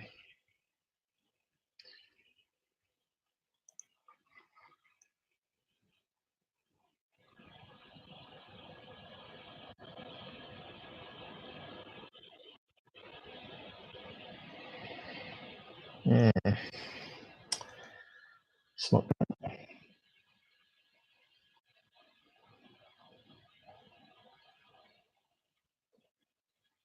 No, I'm not going to get it. But what happened was you could see someone had drawn a circle around here, although you can't see it now. But you can see here, you can still see through the image. It's really bad airbrushing. Now, if you're going to hide something, you wouldn't make it so obvious like an airbrush like that, would you? No, come on, no, that's an awful job of covering something up, isn't it? What you do is you find a similar crater, and you'd absolutely, and you'd do something like this, right? So you'd go draw around one of these craters up here, and say copy, and then you'd paste it into a layer.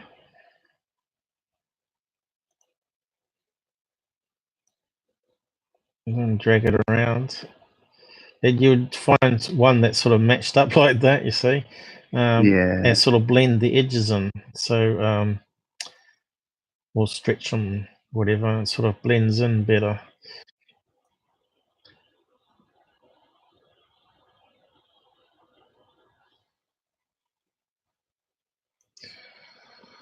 So yeah, you wouldn't airbrush it, you would sort of hide it by cutting over. But anyway, as I said, you can see that main image and it's got lots of errors on it. But I couldn't find this particular crater out of that big map, but this goes on forever. Looks like it's somewhere near down the bottom where it sort of bends around by the looks of it. So I think it might be at the bottom somewhere.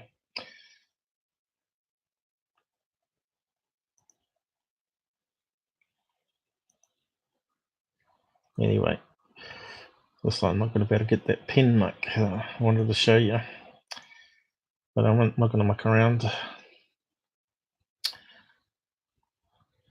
That's why you always save your work, just in case you can't get back to where you got that sort of the fine point where something just pops out all of a sudden, just with the right color combination.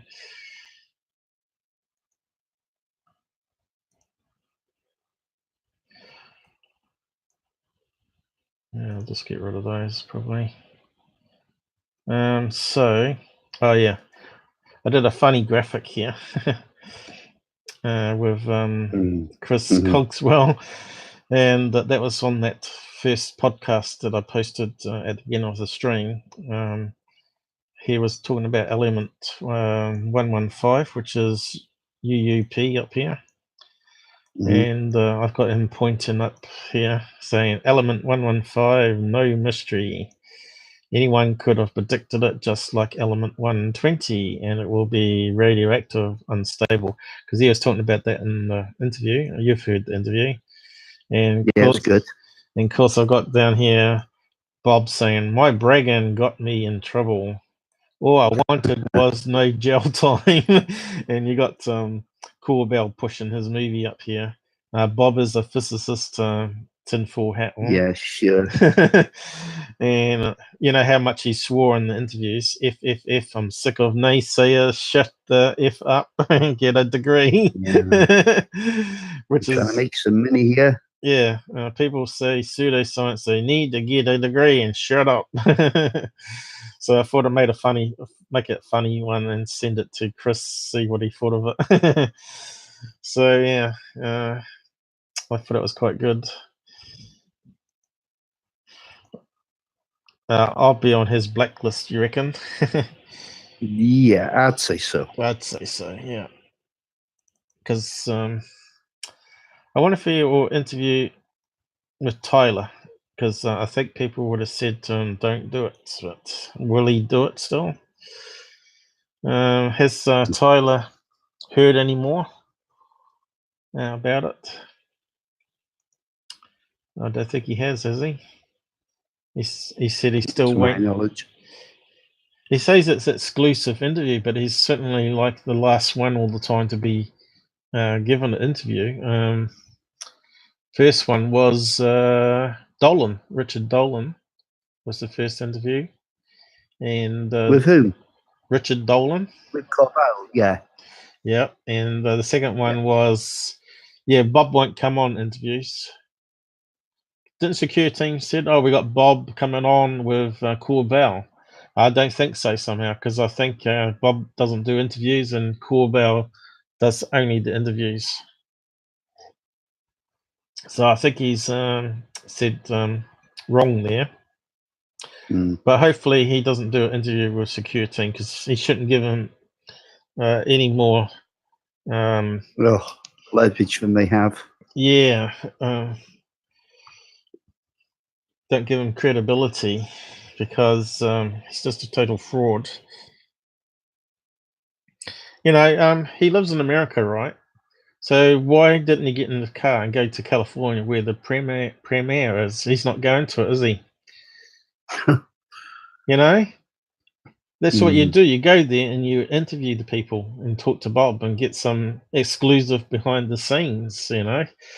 Now that's what you do as a journalist or UFO researcher. You go to all these events, you go to the conventions and do something interesting, you know? We'll go out in the desert and set up some tripods and actually do live UFO hunting. Don't just go on holiday on Hawaii and laying on the beach and then upload some rubbish on the internet saying, oh, I just got sent this UFO. You know, anyone can do that. I can do that. I can put up rubbish all the time if you want rubbish. But I'm here to sift through it all. If we can find a real UFO video, that would be great. And so far, it's very hard. Yeah. So I suppose, what else should we talk about? Foo Fighters next, maybe? Foo Fighters? Yeah. Okay. I'll just when you're ready. I'll just check. So anyway, these remote viewers start drawing up stuff on the board saying it's a big building there. So as you can see, there was no big building like this with cobwebs on it and stuff, because you could see there was a crater behind. So yeah, it just sort of makes me doubt remote viewing now, or whether they've got the right place. So yeah. It's entertaining, though. I'll give you that. And they do come out with some really good stories, which would be good for sci-fi movies, because Hollywood could do with these guys to give them some ideas. Sure. So, yeah, we don't want that open anymore. I think the crater will be down the bottom here, though, down here, because it looks like it had that sort of pattern. But if you can find it on that big map, that would be good. And we can take a snapshot from the original, which will probably be better than all those ones online, which have been mucked around with. So you got some links there that you want to look at on Foo Fighters? Yeah, okay. You want to talk about them? Yep. Okay. We go ahead. How long have we gone for? I should have a look. Right. We've been 2 hours just on those things. So yeah, we'll just carry on for something new for a change to debunks. Okay, I mean, most people know about Foo Fighters, Do but you want to anyway, post a link in the side, and I'll post it up here? Oh, you want to do that? Okay. Or do you want me to do that. a search here? Foo Fighters. No, I was just going to read a few of the most relevant bits that I've found and discuss it generally. But okay, let me just bring up a link if you want. No, it's all right. If you don't want to post a link up, I'll post a link now if you want. Do you want me to do that? Okay, you can post a link. Band. Yeah, that's you got to be careful when you're searching. Make sure you put World War II in as well. UFO, maybe. Right. There we go. So everybody should know what the Foo Fighters are. They're like a plasma ball.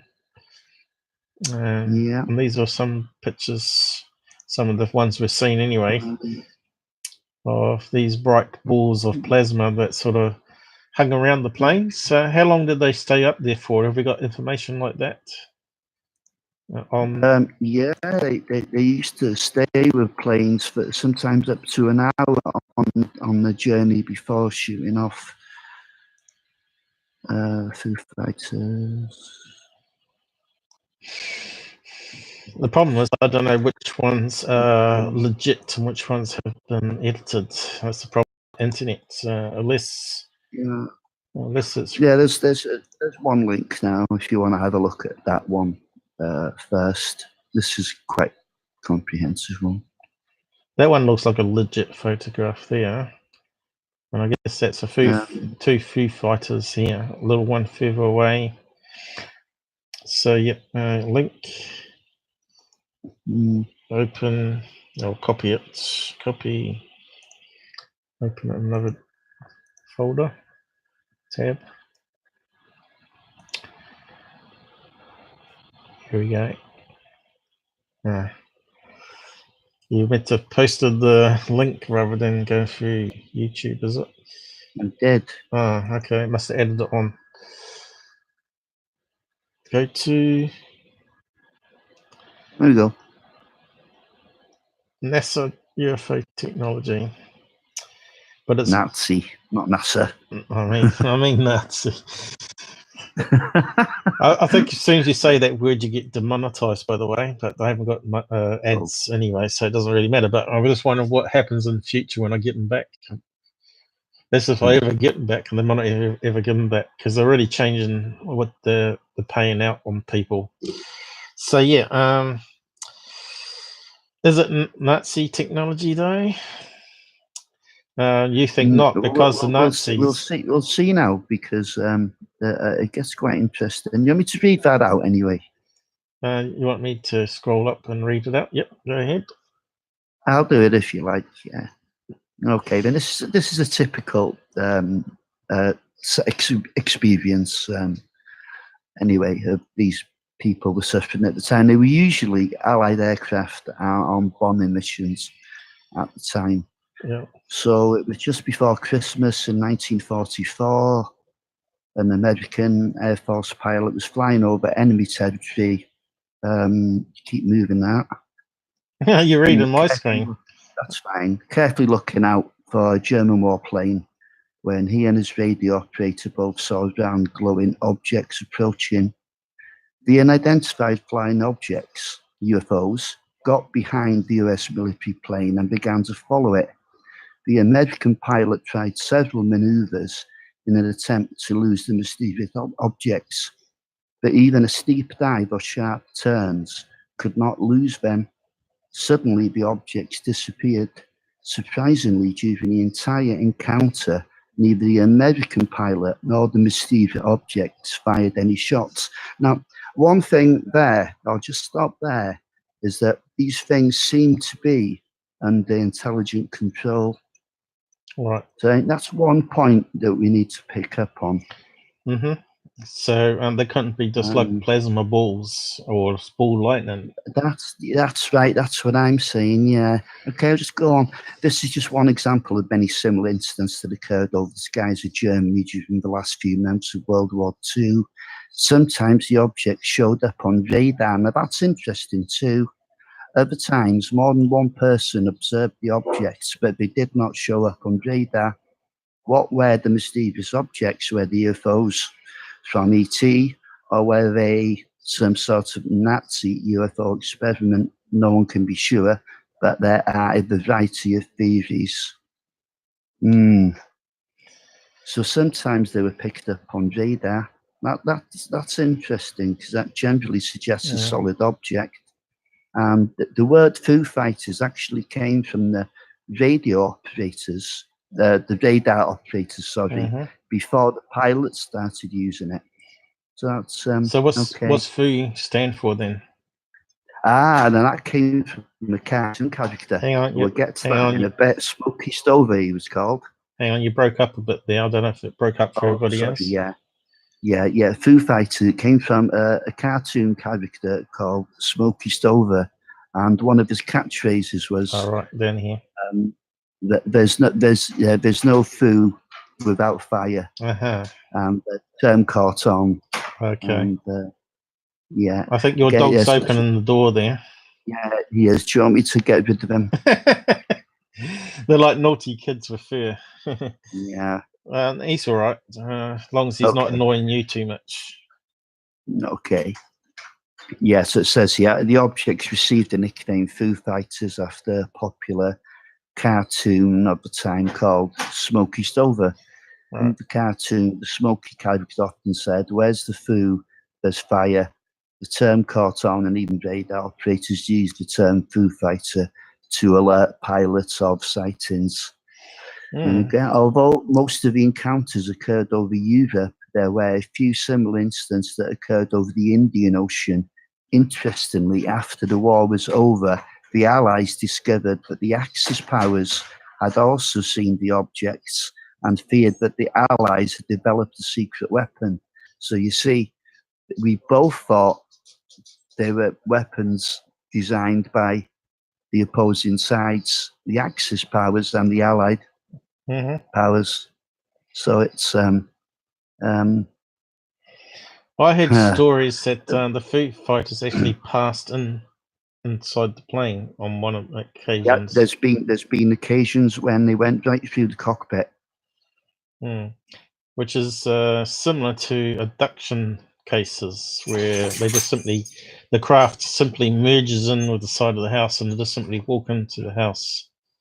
It's just some stories I've heard, and the other times is where they hover above the house and they lift up the person through the roof. But that's not always the case. They do different things, of course. So, do we go down? Yeah, this is interesting. This, after the war ended, Rudolf Lazar, a major from the German army, wrote a book about secret weapons used by Germany during the war. Right. He described two types of golden ball-shaped objects the Allied pilots identified during the war. One version he referred to as the Fuhrball, and the other was the... According to Lazar, the devices were jet-propelled and guided automatically. Their purpose was to emit electrostatic discharges from klystron tubes to disrupt the electrical systems of the Air Force bombers' engines and prevent them from dropping bombs. Now, a klystron tube to me was something that emitted radio waves all the way up to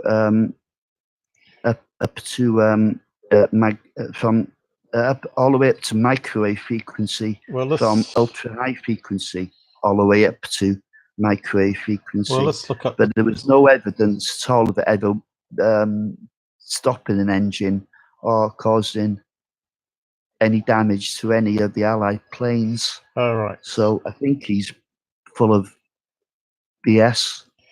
Well, that would make sense if they had a plasma ball weapon that sort of disrupts the equipment of the plane. That would be a good defense weapon, wouldn't it? So looking up Yeah. Kugel Blitz is actually the German word for ball lightning. That's right. A concentration of heat, light, or radiation so intense as energy forms a event horizon and becomes self-trapped according to general relativity. So we got some pseudoscience thrown in there with general relativity. Yeah. But basically it's talking about like it being a donut where the energy cycles inside itself and forms a sphere, but it's actually a donut shape, like a sphere with a hole in it. Okay. So that's what they're trying to say there. A toroid, isn't it? Let's see. I think that's the name of it.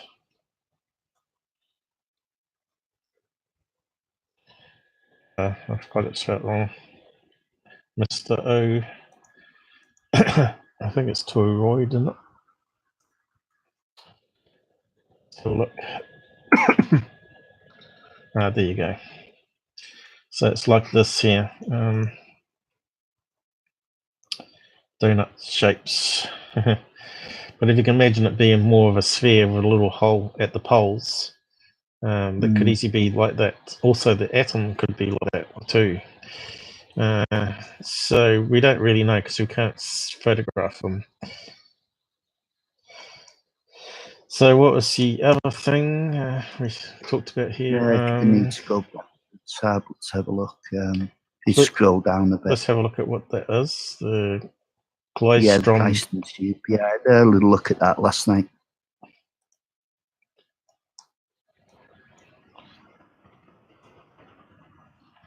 So we must, a lot of people watching now.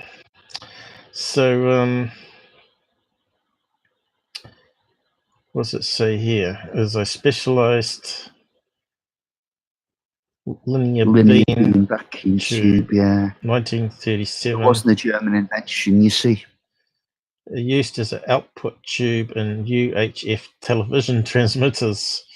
So yeah, I don't know how that would work. Satellite communication, radar transmitters,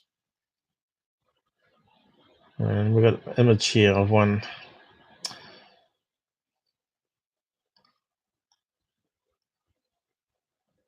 How does a Klystron tube work? A low power tube with a single and work as an oscillator. Yeah, an electron beam flows through a single resonant cavity. It doesn't say it creates plasma balls though, does it? Beam voltage, repel voltage, radar basics. Klystron amplifiers are high-powered microwave vacuum tubes. So okay. Radar.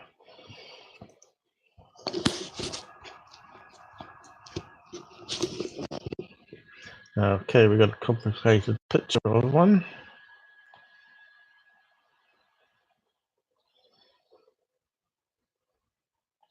So it's kind of like X-ray, but this is for microwaves. It's like an X-ray tube, but this is a microwave tube. Transmit. Use of the transmit time effect by varying the velocity of an electron beam. One or more special cavities which modulated the electric field around the axis. So I'm not too sure how that fits in with the Foo Fighters. What did it say again? According to blah blah, jet propelled and guided automatically, the purpose was to emit electrostatic discharges from the hydrogen tubes to disrupt electrical systems. So he's saying it's like a flying drone, basically, with one of these tubes on it that fires a beam of microwave at the cockpit to try and disrupt it. That's what he's saying. It's not actually like a plasma ball. Are you there? Yeah, sorry, Paul. I just had to relieve myself. Okay. I didn't see you take off. But yeah, it sounds to me like he's talking like the tube is part of the actual like a drone that's flying up. Like we've got drones, you know, the quadcopter type things. He's talking about like it's something like that with the firing like a shell up with the tube on it that radiates microwave into the cockpit.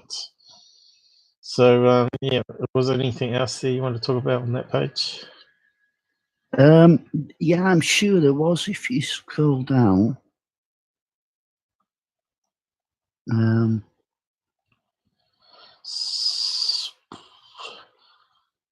was some of this fiction or non-fiction? Was it meant to be all non-fiction? This article. oh, hold on a minute. Oh no, it's not. It's not. It's all non-fiction. Because it talks about circular No, fire. I think we've exhausted that particular. This is a different article, I think. Yeah, Victor Schroesberger and German UFOs. They keep talking about him, but I've done my documentary on him. All different stories there. So yes, it doesn't seem to be too much on Foo Fighters though. Was there something else you want? Yeah, if you go back to the bottom of that article, I'm sure there's. I mean that article's all about. Oh right, okay. There's lots of different topics. Yeah. Okay, I didn't find that. Remember, it's this organization that profits from it. You know, they were doing David, what's his name? Wilcock. Yeah. Okay. I'm posting the article now, Paul. So who published that one there? Guileless stuff, it says. But Gaia, wasn't it? Which I don't trust a lot, but it was called Gay Ion or something, wasn't it? Gay Ion. Oh, now it's called. Sure. They dropped the M off the end. I don't know what it stands for. Yeah. Okay, I'll just dump another. Okay. We got some names. Hey, David. Hold on. Yep. Put that one up. Thanks for joining us. We're just talking about Foo Fighters at the moment. Strange. That's better. That both the Germans and the Americans, was it, and the British were blaming each other for the Foo Fighters. And the Japanese experienced it as well. Japanese. Oh, let's Google them. Foo Fighters. So these things also. Sorry, Paul, we're talking over each other there. Yeah, these things were also operating in the Pacific. So, you know, I don't really see how they could have reached there from Germany.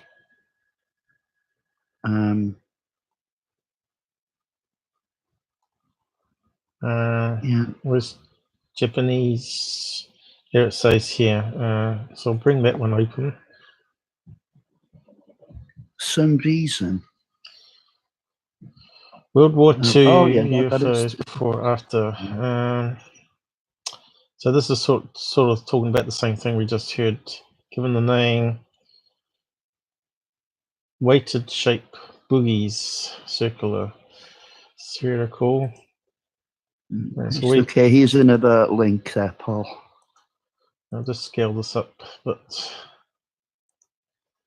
no Foo Fighter was known or reported to have made or attempted any sort of contact, interaction, or attack. They were known, however, for their high rate of speed and agility, being much faster than any known aircraft at the time, as well as being extremely maneuverable, often exhibiting high unconventional abilities such as instantaneously acceleration and deceleration, rapid climbing, and descent. It's a shame they didn't have camera technology like we've got today. In fact, exactly. Yeah, gun camera. Yeah, absolutely. In fact, although most of the sightings were nighttime. In fact, if the Nimitz sighting, I reckon they got some HD footage of that sucker as well. And could the Nimitz be a modern day Foo Fighter? Well, I mean, we still get spherical shaped UFOs right till this day. So, another thing, UFOs have always seemed to be attracted to theaters of conflict. Right. I mean, that goes throughout all the wars: the Vietnam War, the Korean War. especially modern wars, even dating back further than that. There's been reports of UFOs. So, and of course, in the 1940s, we were very close to developing a bomb, so there could have been an increased interest. I think the Foo Fighters were alien probes. That's just my personal opinion. But were they only seen over Germany? Is the question. Yeah, absolutely. Yeah, were the Japanese flying over Germany? Yeah. I tried like hell to find an article where there was any German testimony to it.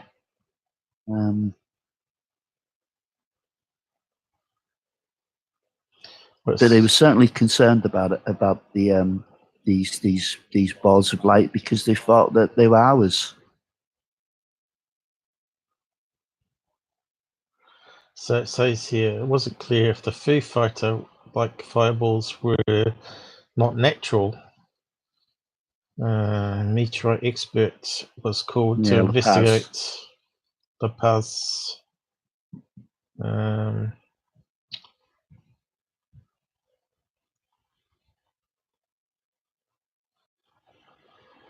Oh, that's over New Mexico. That's different. That's got nothing to do with Foo Fighters. It does say Foo Fighter. Yeah, this was in after Cogswell, about 47, 48. He was doing this kind of stuff, you know.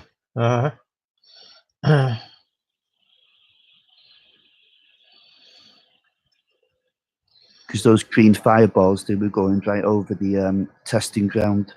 That's quite a long article. Yeah. I was trying to find references to Japanese, seeing them, but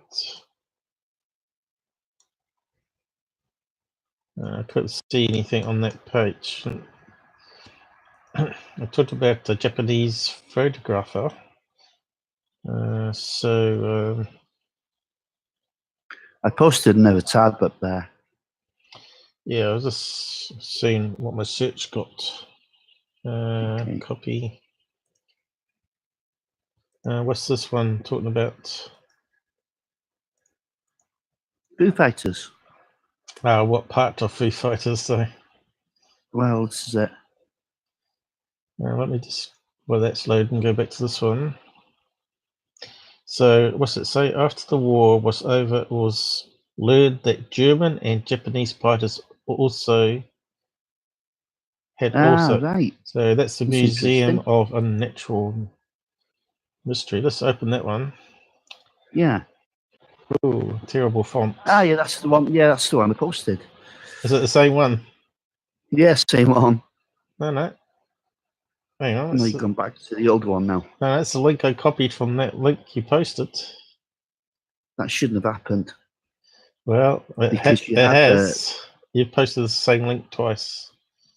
I can't. I don't understand that.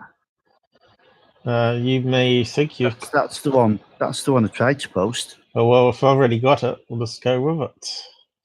Yeah.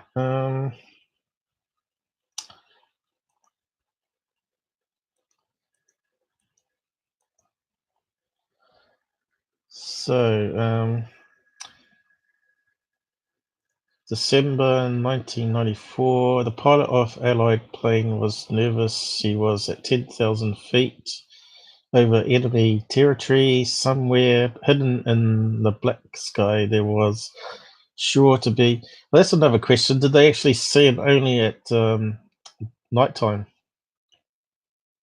Well, they're not going to make daytime bombing raids, really, are they? So I think so.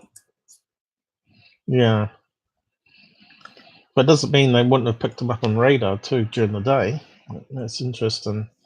Black sky, there was sure to be German fighter aircraft. He seemed like darkness, looking for trouble. Suddenly he saw two large orange glowing balls approaching him. His radio operator saw them too. They didn't look like enemy fighters, but neither did they look like anything he'd seen.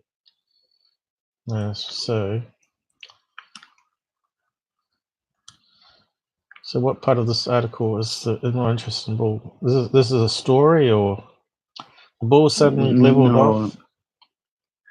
You just have to scroll down. Above was a typical example of an encounter with a Foo Fighter. Toward the end of World War II, pilots began reporting seeing UFOs, unidentified flying objects in the shape of strange glowing balls flying around their aircraft at night. The objects seemed to maneuver with great speed. So we read all that before in the other one. And we read about that too, the Groot fireballs comic strip. My B-70 crew and I were accompanied by a Foo Fighter, a small disc all the way from Klagenfurt, Austria to the Adriatic Sea. This occurred on a lone wolf mission at night, as I recall, in December 1944. Major Lent goes on to note the intelligence office that debriefed him and his crew stated that it was a new German fighter, but could not explain why it did not fire at us. This seems strange. If it was a weapon of war, what was its intended purposes, if that's the case? If it was reporting overhead and altitude airspeed, why did it not receive anti-aircraft fire? So we often see this grainy pitch, nighttime picture. Yeah, just scroll up a little bit there, Paul. So just wanted to add that such incidents went limited to Europe, either in 1944 over the Indian Ocean, the cold palette of US Air Force reported an account of a peculiar UFO. So, you know, they were following the war in general, weren't they? Yep. So where was that bit where it's talking about the Japanese and Germans? Because it was maybe this was your link and the other one was my link. Yeah, I think so. Well, I closed it down anyway. Radar contacts, not often, but sometimes the objects would also appear on radar. So what else we got here? I had frequently picked up a target on the radar screen that appeared to be a conventional aircraft, he said, but upon being tracked, it would accelerate to fantastic speed, which made it impossible to set a rate on it, and even more difficult to identify. So I referred to them as ghosts. I have always been puzzled by the occurrence of these sightings. I have personally made on radar. Okay. More encounters with the strange spherical UFOs were reported, but none of the objects ever seemed to take any action, so the idea that they were an advanced enemy weapon was dropped. After the war was over, it was learned that German and Japanese pilots had also been seeing the same things, and Axis military authorities had feared an Allied secret weapon. And yet it was the Nazis that were doing all the secret testing with V1s and V2s. Yeah, but we were more advanced in some way. I mean, we had radar for a start. And that was that Von Braun that shot a lot of those V. Yeah, he was the main man with the V1 and the V2. So his technology killed a lot of Britons. No, certainly did, yeah. So he was really a war criminal in a sense, I guess. Oh, yeah, but he had too much knowledge to be disposed of. Yeah, without him, we wouldn't have got to the moon, I guess. Or it would have taken a lot longer. 100%, we wouldn't have got there without him. Or not on the same time scale, anyway. No. It talks about V1 here, German secret weapons. It's funny how I was talking about it, and then you scroll down, and then they've got the same sort of thing. So the V1 were the buzz bombs, as they call them. that used Yeah, like we call them doodlebugs in this country. yeah. I think one might have crashed next door to my father's house at one stage. Yeah, that's when you were in the London area. That's when Dad and Mum grew up in London. Yeah. Yeah. They would fear the doodlebugs because you would hear the noise, and then it suddenly That's right, turn off, yeah. and you don't know where it's going to fall. Yeah, my dad would lived in the same area, you see. He used to tell me about that. Used to love listening to those stories. Dad's sister used to say, "No, I'm going to stay in bed sleeping, not worry about all the bombs going off." And she did. She stayed home, and she never got any bombs dropped on her or anything. So they all sort of went all around, and so she survived the war. But most people in the underground, didn't they? Yeah, but my dad was trapped in a bunker because of a bomb that bounced down the stairway of the bunker and landed on the door and didn't go off. Oh, Jesus. So I may not have existed either. No. But he always tells that story. He was like 3 years old or something, and they were stuck in there for 5 hours while they disarmed it or something. Oh. Yeah. So if that went off, it would have gone straight through the door, of course. But yeah, I'm the best. They used a lot of the subways, didn't they, for the bomb shelters too, eventually as well. Yeah, of course, yeah. And that's where you get all those paranormal ghost stories from as well. Mm-hmm. There was a show on TV where they had World War II. I remember as a kid, they were following the guys that were defusing the bombs, and they're trying to work out how the German triggers worked. And often a guy would have a shaky hand, and he would tap it wrong way, and it would go off, and the guy would be vaporized into a splodge. Yeah, okay. I can't remember what it was called now, but it was an old classic wartime TV series, but it was quite good. I used to watch it as a kid. Pretty gory. So, there was anything else here on this particular page that you want to talk about? Foo Fighters? Yeah, just like a quick look at some of these explanations.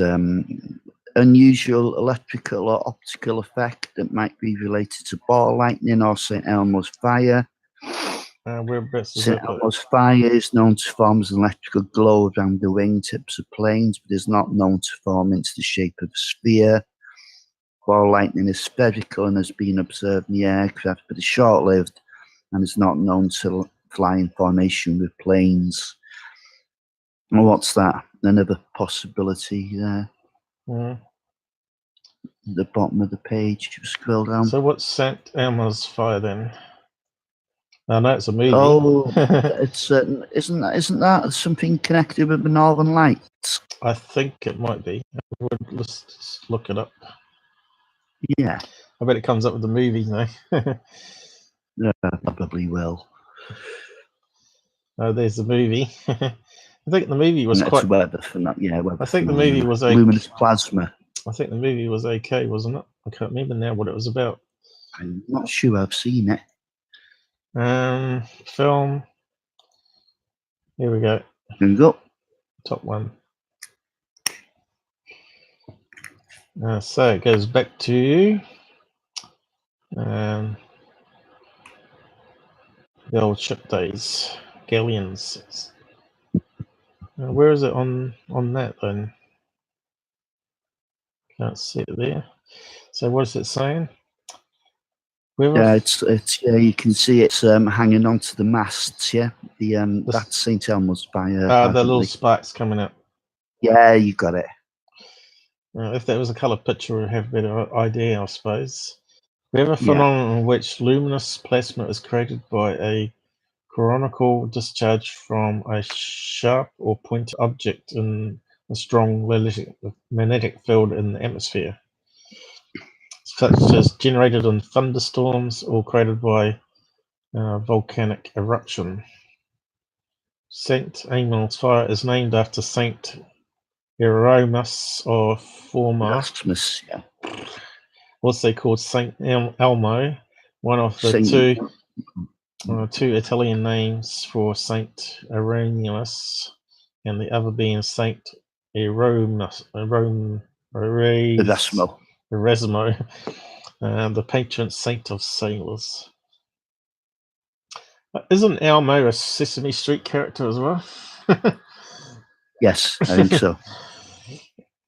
So, religious awe for its glowing ball of lights. Sailors may have. I don't think the Foo Fighters had anything to do with that. To be honest, No, it doesn't stack up, does it? no. They also put it down to war nerves and the mass hallucinations as well, which I think is another load of BS. So they're saying it occurred around wingtips here, which would make sense because it's like a static charge, I suppose, and it'd be like a spark coming out of it, like what Tesla was doing with his Tesla coils, known to form a shape of a sphere.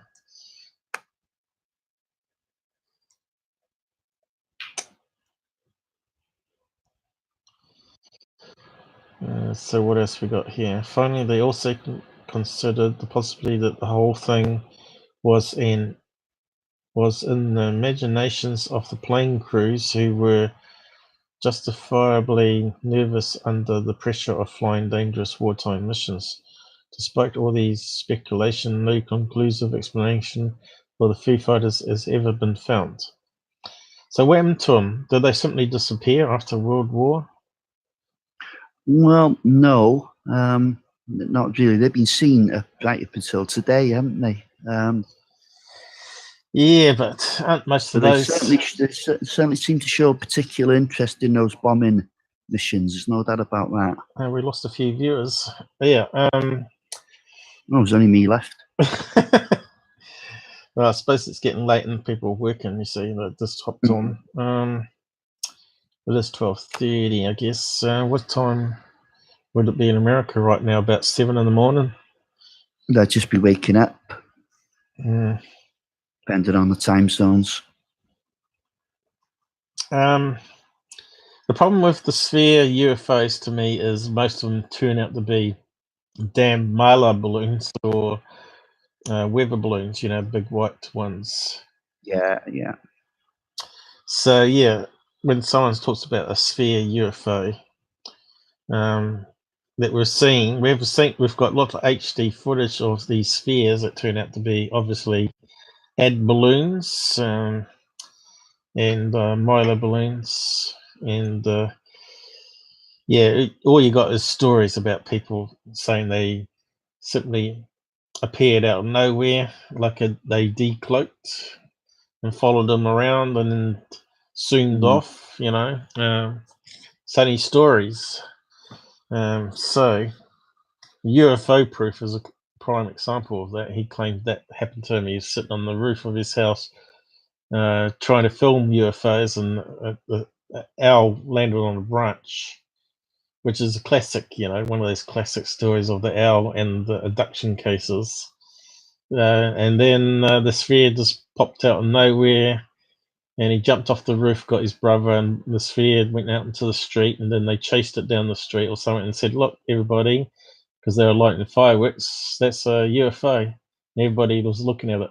So where's his all the witnesses from that street that saw the same thing? It's still a story. He hasn't gone out his way to try and get people on camera to say, "Yep, he's telling the truth." And why if he was on the roof looking for UFOs, where was all his camera gear and stuff? You know, camcorder. Yeah. Why didn't he film it? So yeah, I think his story is BS. I think he just made it up just for his UFO channel. And can I just say, just quote one more thing on the Foo Fighters? It's from Richard Dolan's book. It's only a quick excerpt that I've highlighted here. It's from last night. It's from his book, the first edition, right? UFOs and the National Security State. Yeah. Look at the description there.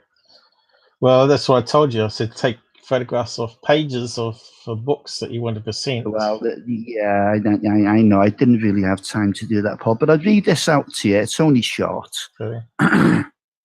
It shows how seriously they were taking these things. And Dolan goes on to say, one would expect that events such as these warranted an investigation, and that is what they received. There were at least 2 official American investigations of Foo Fighters. The US 8th Air Force, under the command of General James Doolittle, conducted a study, although no copy of it has come to light. The reporters said to concluding that the sightings were possibly Axis experimental weapons, static electricity charges, misidentifications of ordinary sights of some kind, or mass hallucinations. The young OSS, now that was the forerunner of the CIA, wasn't it, also investigated the phenomena. At first, its investigations believed the sightings to be German experimental craft, but soon discounted that theory. Donovan and his staff apparently settled on the notion that the objects, if that is what they could be called, were unusual but harmless. The New York Times published a story on Foo Fighters on January 2nd, 1945, under the title "Balls of Fire Stalk US Fighters in Night Assaults over Germany." The article suggested German sky weapons as the culprit. None of the American investigators knew that the Germans and Japanese had encountered the same unusual phenomena and had explained them as secret Allied weapons. So, you know, the story goes on. They were both sides of blaming on each other. Yeah. This one here, I remember this one with the UFO that's going back and forth. That's Concorde, yeah. It was one I think that one early was, flights. I think that one was proven to be CGI fake, wasn't it? No, not at all. Yeah, I think it was. It was for a documentary. Honestly? Pretty sure it was. Oh. Pretty sure it was. You ever seen the video? I've seen the video of that ball going up and down, I think it is. This going up and down. I don't know. This. Oh, I didn't know that. I thought that was a valid case. No, I think it was faked. These ones are true. So you could actually, they actually took photographs of these Foo Fighters. So how could it be the imaginations, you see? And I know, it's just silly, isn't it? So if we go down, this one, not the best of photographs though.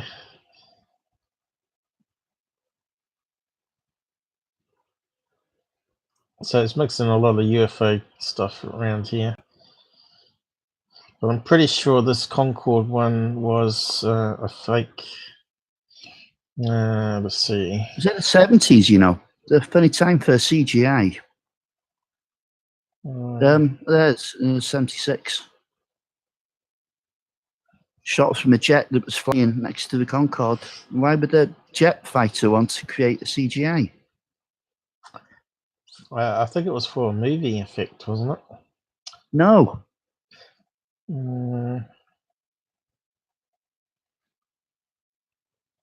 So they're saying here, authorities debunkers claim that there was a malfunction in the camera. Some type of object on the lens was seen. There was no UFO or Foo photo of the film. It can be seen. So it was legit then, but it was debunked as something inside the lens cavity. Well, that's possible, but that's a debunker, isn't it? A debunker would have to come up with something. Oh, here it is here. That's all. We've got a video. So let's open it up. Hopefully we won't get a strike for it.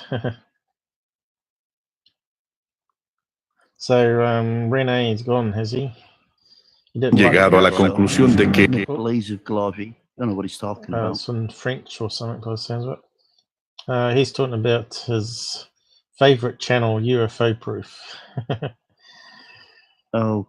He doesn't realize that UFO Proof is a fraud. But anyway, yeah, I've got lots of evidence on him, exposing him, but I haven't bothered. So anyway,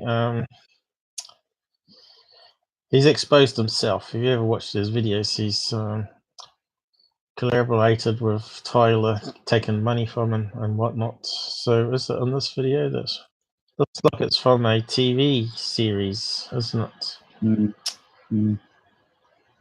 Which means I might get a strike if I'm not careful. Well, that's not the video we wanted, is it? What happened there? Looks like they put a load of segments together for different things. They'll be here somewhere. It'll be at the end. Here it goes. There we go. I'll play it and take a chance that they won't get us clean. Right, here it goes. Here, the object. So,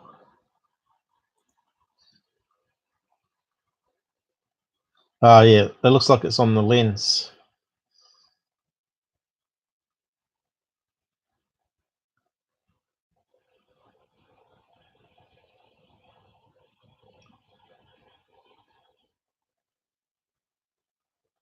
Well, that didn't very long, did it? But the camera seemed to be very steady on the aircraft. So Well, why is that moving round? See here, it's got a hair or something scratch on the film. Okay.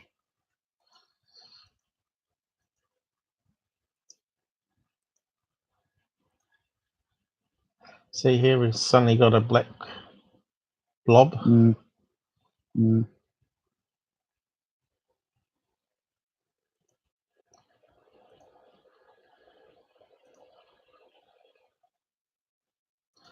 We got a lot of scratches on the film, so the little black bits are scratches. Scratches down there.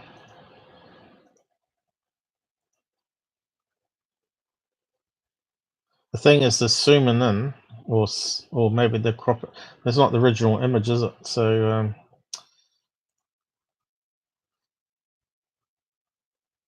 what happens to it after there?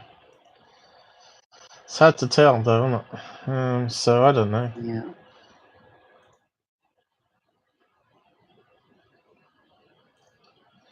It's a bit like you know how you get those water droplets on the plane window, and they look like UFO. Exactly the same thing. It could be a water droplet.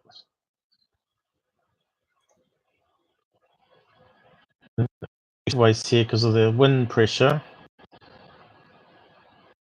It goes up and blows off the window. It suddenly fades away. See, I would say.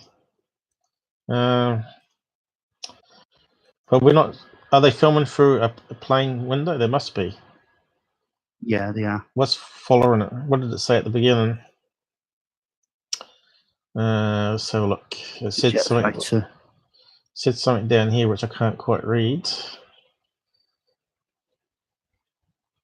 and it's all in French. So it did say here.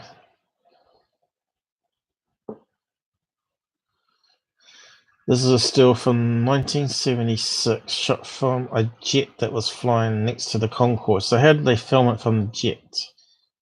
It's got to be through the cabin window, isn't it? Well, they're not going to open at that speed, are they? See here, we got some interference pattern happening here. See the interference pattern? Yeah.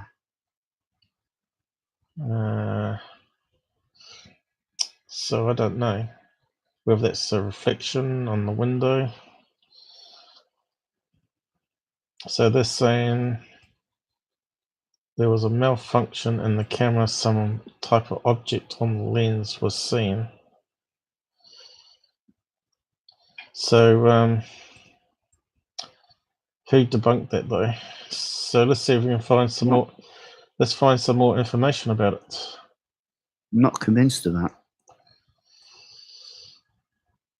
Well, water droplets will appear to be white or see-through.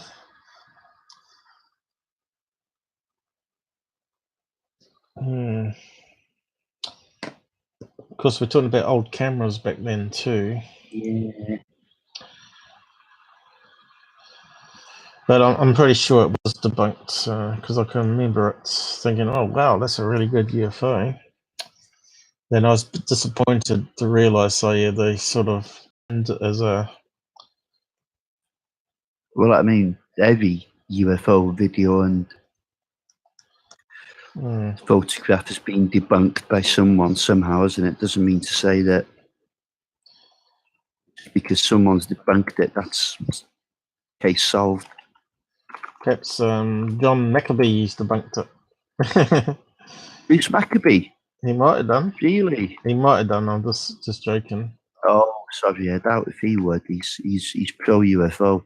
If he was objective, then fair enough.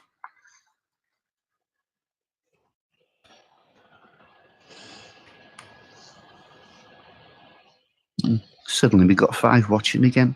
I know. What's going on? Are they waking up in the USA? So yeah, I thought I'd find it in that search, but didn't come up.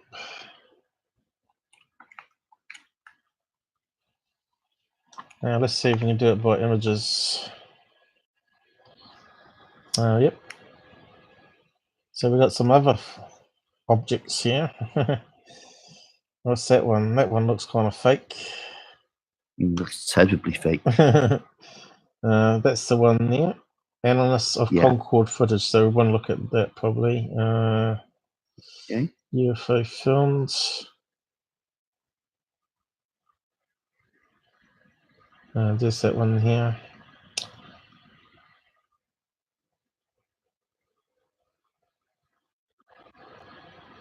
So it looks like a YouTube video though, but we'll have a look. Look at that one.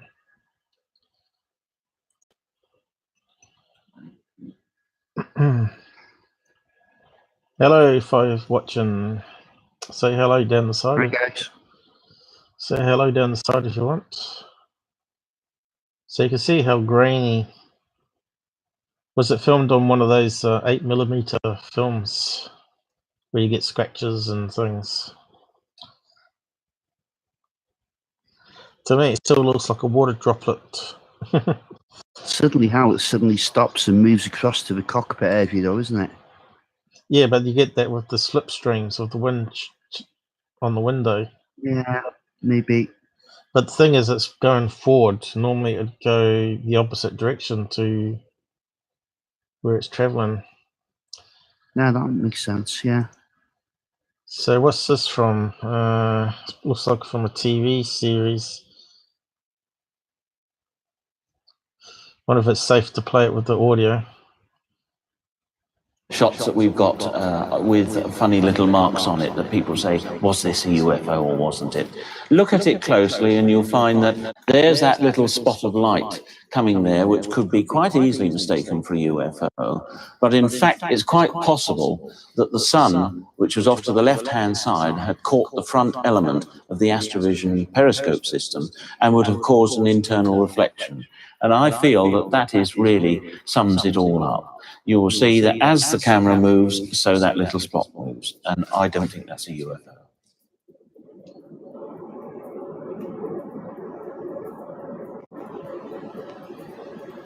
So he obviously knows about the camera tech they use. So yeah, I don't know. It looks like it is debunked to me, that one. I always thought it was a good one myself. So yeah, so that was coming under Foo Fighters. So what I want to know is there any modern day Foo Fighters? When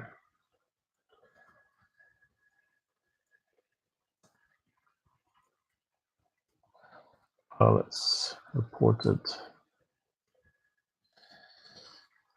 Because nowadays we don't get Foo Fighters mentioned like spheres. We normally get they call them something else now, don't they? They call them like orbs or something, don't they? Yeah, orbs or spheres or. The terminology's changed, but they're still there. But they turn out not to be Foo Fighters, though. They're not like they're following the plane and in front of the plane. They see them off in the distance, drifting away, which often turns out to be weather balloons. So UFOs. FB. I was about to look at all.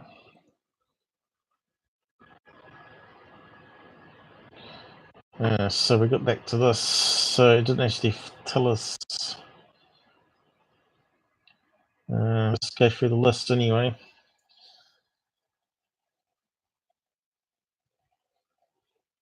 So what's this one here? Project 1947. Official documents from 1945. Oh, so they look like scanned in documents, is it?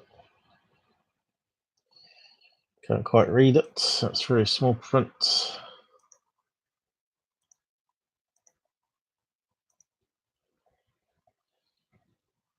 Oh, done too big now, is it? How's that? It's okay, you know. Oh. So, St. Louis, Missouri Dispatch, 1945. Night flyers, thought at first to be explosive, but none as yet has damaged. Scrolled off. Plane, yeah. Plane. United States Night Fighter Base, France, January the 2nd. American pilots engaged in night missions over Germany reported the Nazis have come up with a new secret weapon, even though we read before that the Germans fought the British. Mysterious balls of fire which raced along beside their planes for miles. Yank pilots. Oh, you're not allowed to use that word. Is that hate speech now? Pilots have dubbed men Foo Fighters at the first. Well, we know that's wrong. We know what's wrong. Because it came from a British cartoon. Yeah. Cartoon figure. So that's wrong. So, so who wrote this report then? Yeah. But designed strictly as a psychological weapon. LT Donald Myers of Chicago said there were 3 types of Foo Fighters. Red balls of fire that fly along at wind tip. A vertical row of 3 balls of fire which fly in front of the planes. That's strange. And a group of about 15 lights which appear off in the distance like Christmas tree and flicker on and off. Definitely sounds like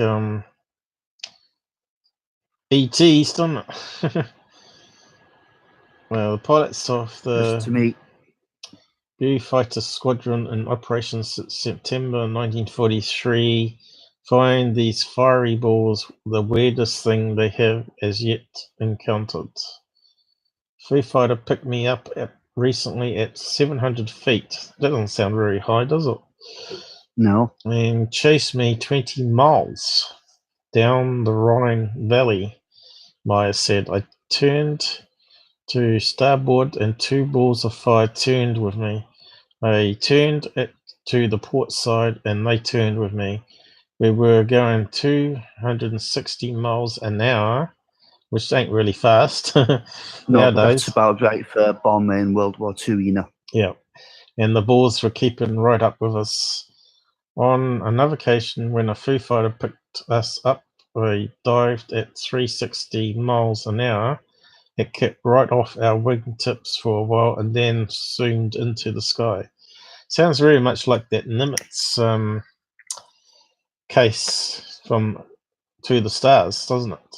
They talked about it would come from under the sea, and then it hovered and then shot to 20,000 feet in a blink of an eye, and then it sort of messed around with the fighter pilots.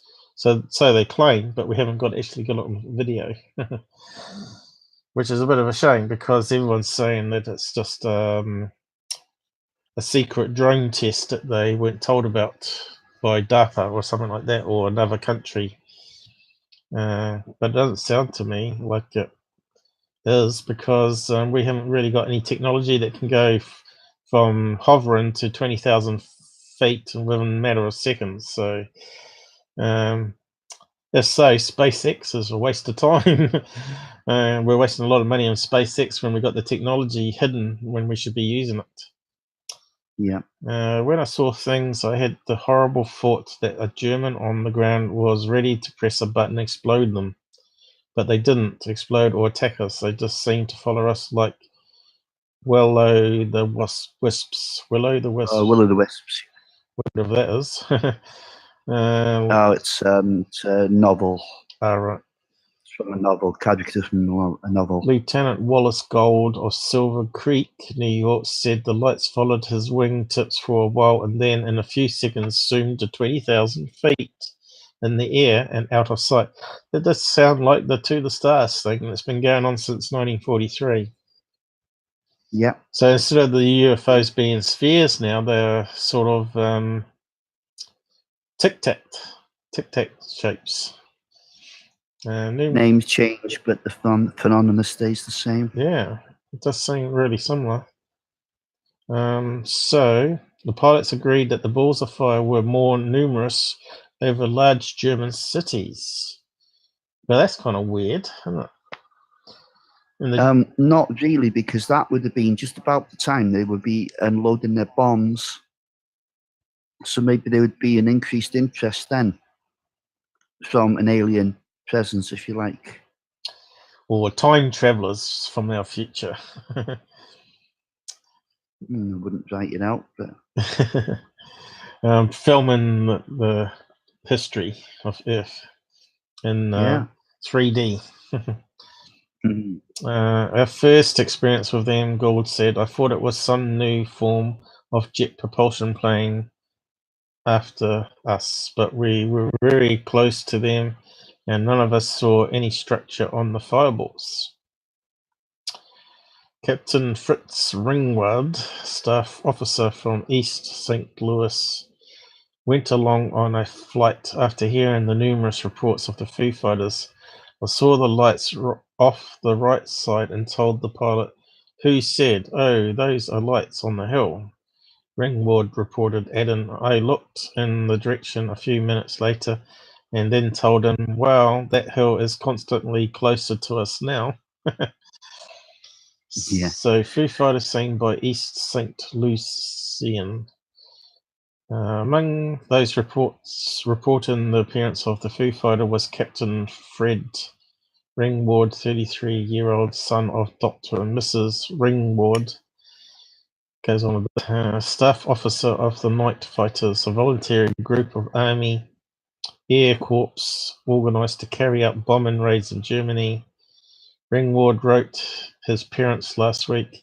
He was operating from a French airbase. He was a private pilot before joining the Army in September 1943 and operator of the Crescent Service Station tent in State Streets. He took part in the African invasion and spent a total of 21 months fighting in European theatre. His wife, Mrs. Emily Ringwald, joined the Waves last September and is stationed at Stillwater. So there's the guy there. Fireballs that fly with American night raiders over Germany, believed to be a German psychological weapon, has been reported by Captain Fred.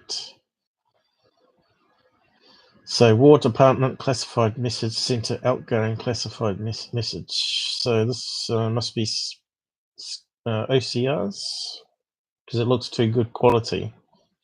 Yeah, it's not a genuine document. Yeah. What's good? Whether it's taken from a genuine document is another thing. Alright. So let's go down. For G2 from Bizzle, please press reports. Red fire, balls of fire accompanying planes in flight between Foo Fighters. Secret. Download as PDF document. The originator of this request for information about Foo Fighters was Clementine Lawrence Bissell. Bissell was commissioned as a first lieutenant in the U.S. Army Aviation Section, Signal Reserve, January 12, 1918.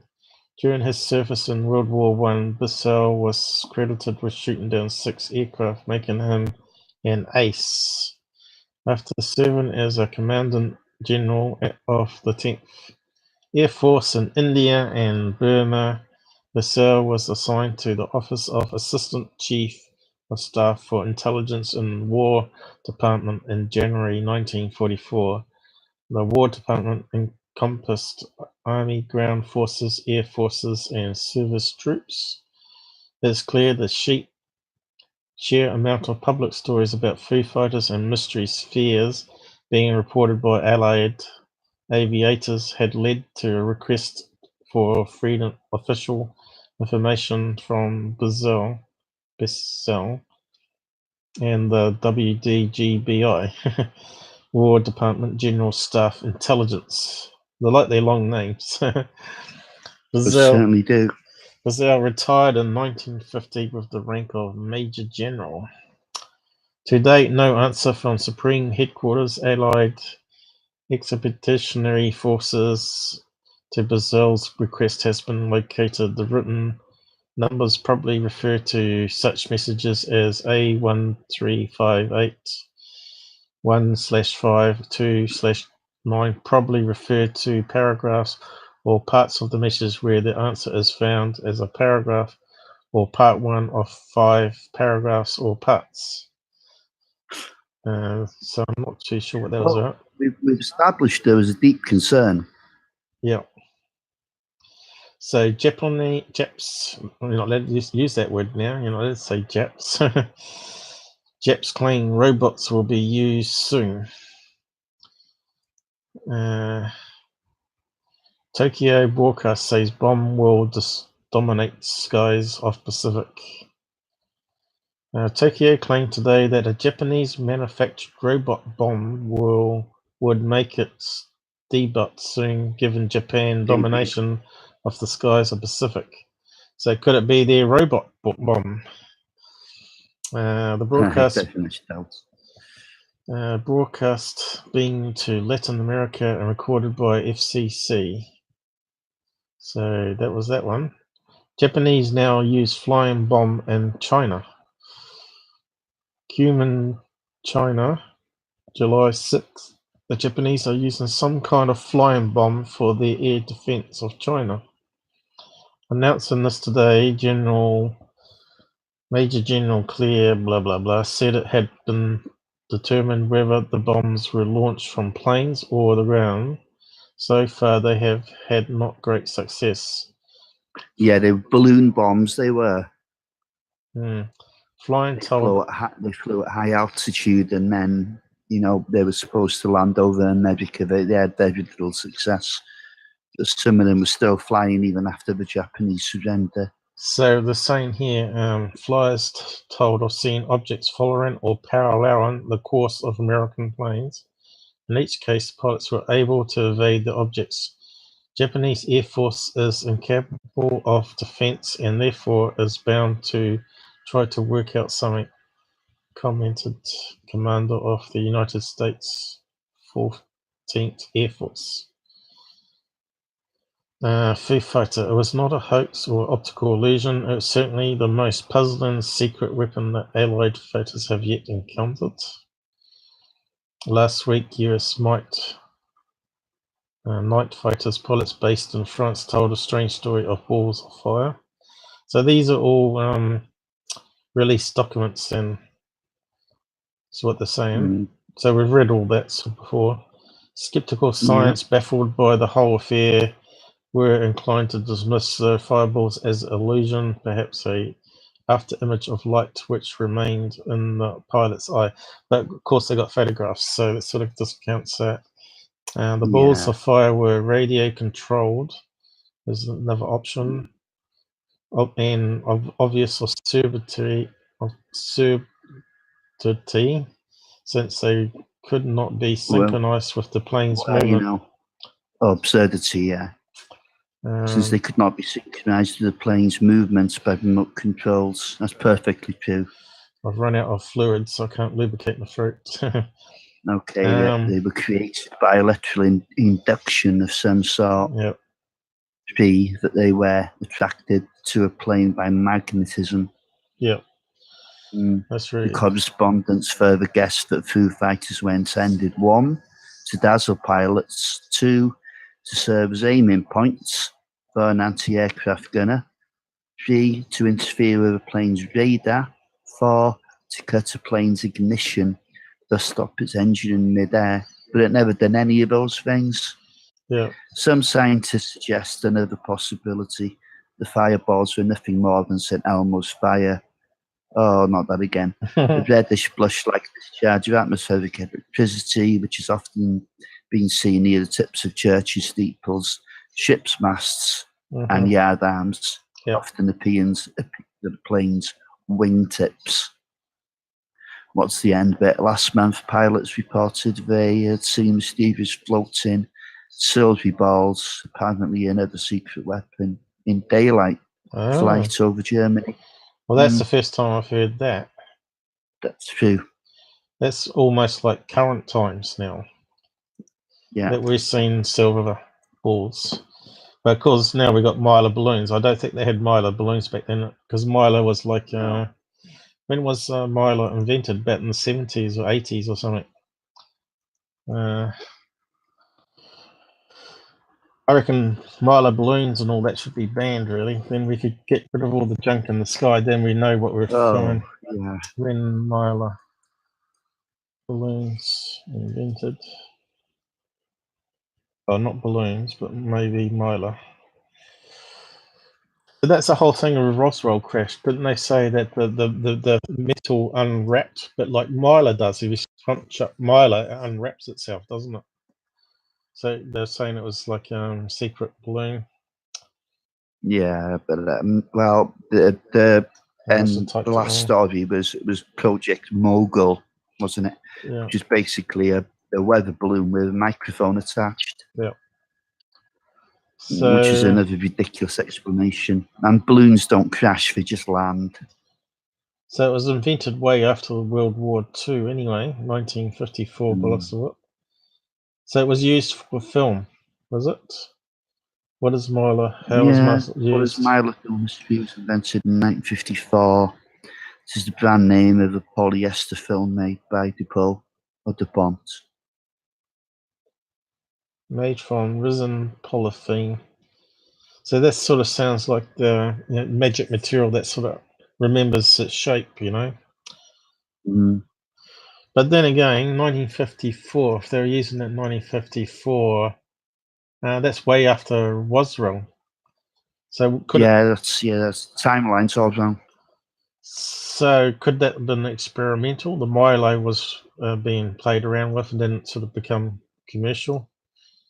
It's well possible. Well, I don't think the Milo was ever mentioned as a possibility by anyone for the Roswell crash. Although most people think Mylar is shiny silver balloons, is not actually what Mylar naturally looks like. Real Mylar is completely. The thing is, the intelligence officers would have recognised any kind of balloon instantly. They certainly wouldn't have transported the balloon off to Wright-Patterson Air Force Base, which was where the best technical lab probably in the world at the time, if it was just a balloon. Oh, here we go. We got someone. It's just a cover story. Someone's saying, did Area 51 invent it? Here. Did Area 51 create what? The Mylar balloon? That's what it says. Well, I think it's a bit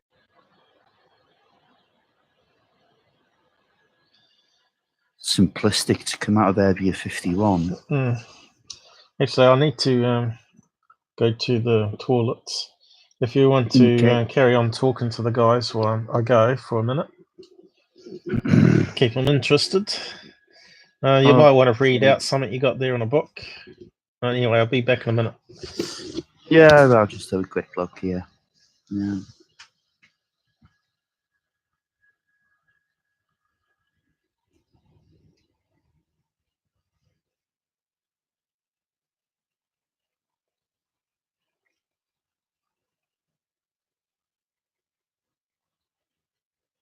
Yeah, here's some more stuff on the Foo Fighters.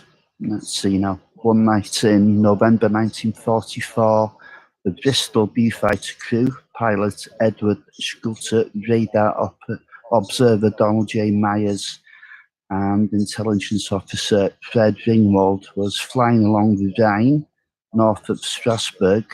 They described seeing 8 to 10 bright orange lights off the left wing, flying through the air at high speed. Neither the airborne radar nor ground control registered anything nearby, so it didn't show up on radar, interestingly enough, but sometimes they did. Stuckler turned towards the lights and they disappeared. The report continued. Later they appeared farther away. The display continued for several minutes and then disappeared. Myers gave these objects a name, taking a nonsense word used by characters in the popular Smokey Stover firefighter cartoon, Foo Fighters. Reports kept coming in. The objects flew alongside aircraft at 200 mph. They were red or orange or green. They appeared singly or of as many as 10 others in formation, and they often outmaneuvered the airplanes they were chasing. They never showed up on radar, although we have seen contradictions to that where they did show up on radar. So that's just one article. But certainly sounds like these things were under intelligent control. So I don't know what you guys think about that. Okay. Richard Zayabart, historian for the nearby 417th Night Flyer Squadron, heard many of the stories directly from the 415th crew members. The pilots were very professional. They gave the reports, talked about the lights, but didn't speculate about them. Still, the pilots found the sightings unnerving, scared shitless. I'm not sure if I was allowed to use that word, but was how a 415th pilot described feeling to Keith Chester, author of Strange Company, Military Encounters with UFOs in World War II. So Strange Company, that's obviously a book that deals with World War II encounters with UFOs specifically. That's interesting. At the end of the year, Associated Press War correspondent Robert C. Wilson celebrated New Year's Eve with the 415th. The next day, a story on the Foo Fighters was featured on the front page of newspapers across the country. Other squadrons had seen them, but it was the number, consistency, and impact on the 415th crews and the fact that a reporter listened to the airmen that finally prompted investigation into the sightings. Amateur psychologists, military aviation buffs, and conspiracy theorists offered explanations, but none that the airmen found credible. They didn't believe they were hallucinating because of battle fatigue, and because the lights caused no damage, the pilots doubted they came from remote-controlled German secret weapons. St. Elmo's fire, well, we've talked about that enough. Okay, eventually the Army Air Command sent officers to investigate, but their research was lost after the war. Chester reported, in 1953, the CIA convened a panel of 6 top scientists familiar with experimental aviation technology to determine if the lights constituted a national security threat. The Robertson panel, named for its chair, Caltech physicist Howard P. Robertson, offered no official conclusion. Zayabart, the historian, offered no explanation either, only an insight, in quotes. I think the Foo Fighters didn't show up on radar because they were plain light, he said. Radar had to have a solid object if there was any bogey out there. The pilots would absolutely be able to tell. Well, as we've seen earlier, they were picked up on radar on occasion. Okay, that's the end of another article, Paul. Okay. We covered it fairly well. Yeah. We'll just have a look at the rest of this form here. These declassified documents or whatever. Yeah. I'm not sure if there's anything else interesting, but we'll have a look. So, freedom of information. What was the question?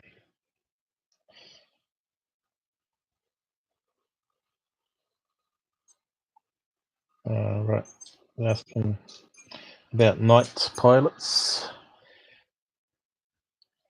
For investigation to be made, it would be necessary to have more complex information such as colors of lights, direction, duration. 1945 Foo bombs from the Office of Director of Intelligence.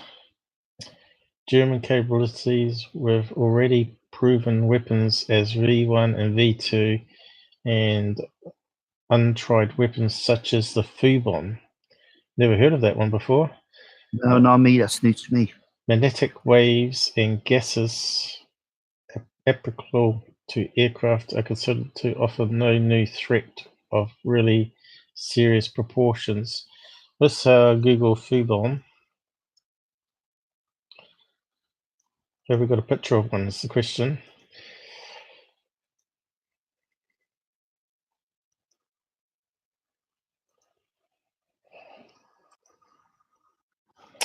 We lost a couple of people again. That's all right. Yeah, I mean, going up and down crazy. Have anyone else said hello? Atomic bomb, Foo bomb, Project 1947. So let's have a look at that one. Yeah. 1943. Ooh, corruption. Oh, we got corruption. Yeah, it's gone again. That's weird. And again. Damn thing. Why is it doing that? I'm not even zooming, and the CPU is looking like it's stable. I might just close on this one. Looks like I'm not going to have any chance to look at some MUFON cases, but I'll probably do one next time, though. We need to catch up with some MUFON videos. Yeah. Let's see how that goes. Is it still corrupted? Nope. Because I think when it goes corrupted, we lose people because they think, oh, we can't read that. Yeah, of course, yeah. It is off-putting. Mm. Never mind, when you get that new computer all fixed up, we'll be... Hopefully, it might be a Google bug, though. I think other UFO lives have experienced problems with using Hangouts now, so... Yeah. What's up, Rene? MUFON. Yeah, he's just mentioned corruption as well. So, where's these Foo bombs? Looks like the same article to what we're reading, I think. Maybe it's the only reference to it. Oh, look, it's a Blue Book report. Heineck was there. Oh, where's that? I can't see it. Oh, he just... Where's the Blue Book? No.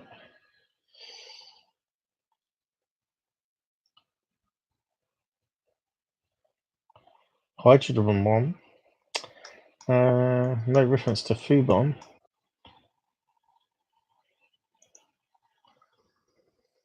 From this article we're reading.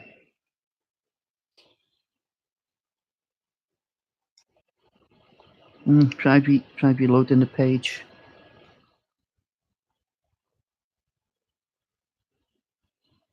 Books. It's on a book here.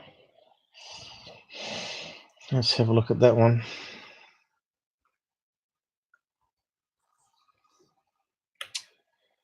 Foo bombs. So it's mentioned in a book. What's the book called?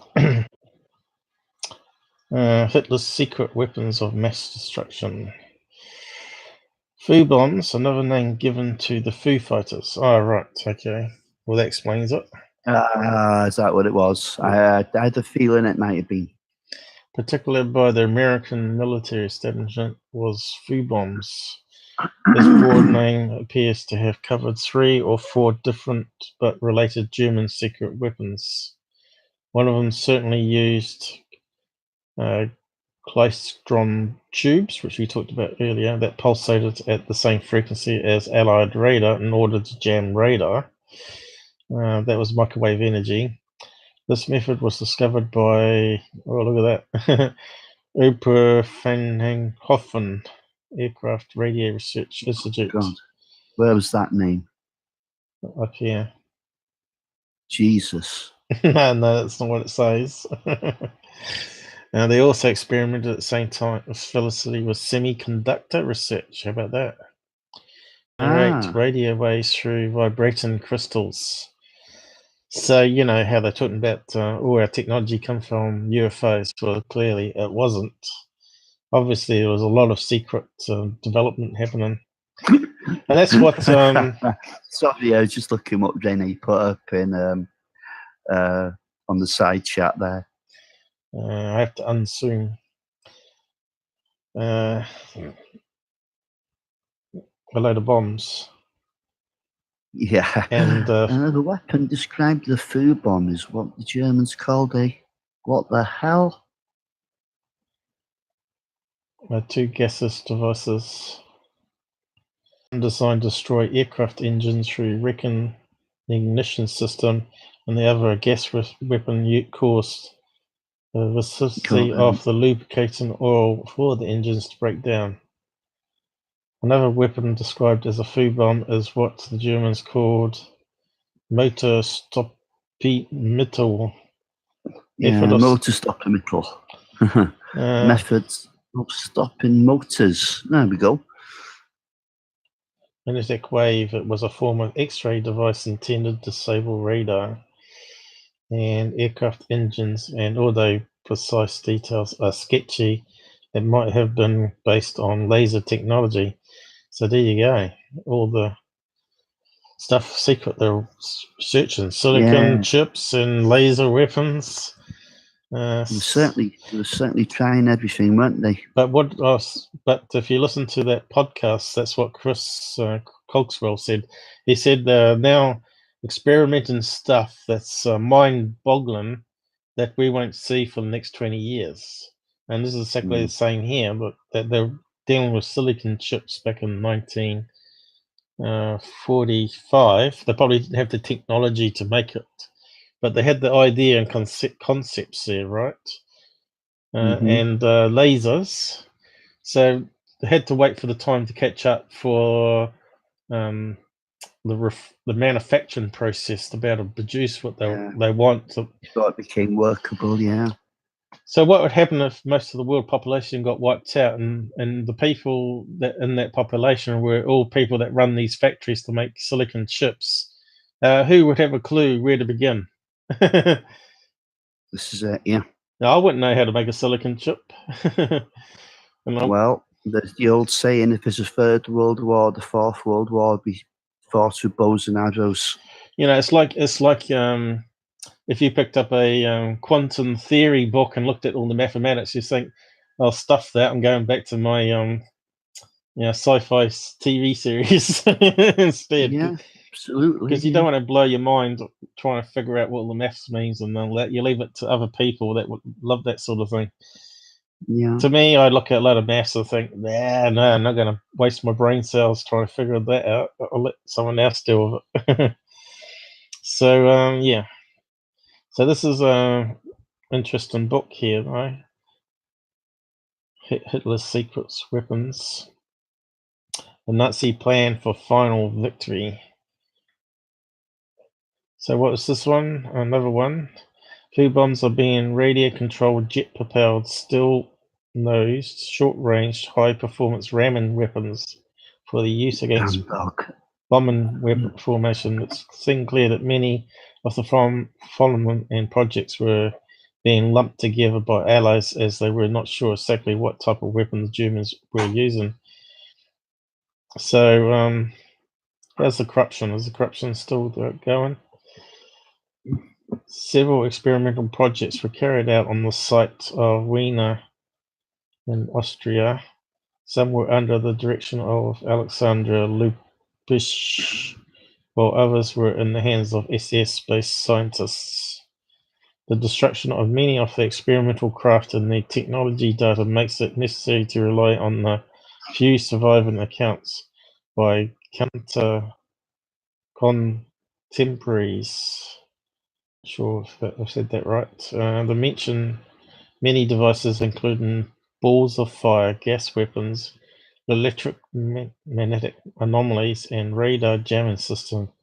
There seems little doubt that the Foo Fighters were a combination of sightings of various German weapons. This confirmed by a few available reports from the British and American intelligence sources and from testimony of others. So that sort of puts a damper on that it's going to be alien technology then. Are you there? Is he gone? Yeah. Can damper on alien technology concerning which aspect now? Well, this one here is talking about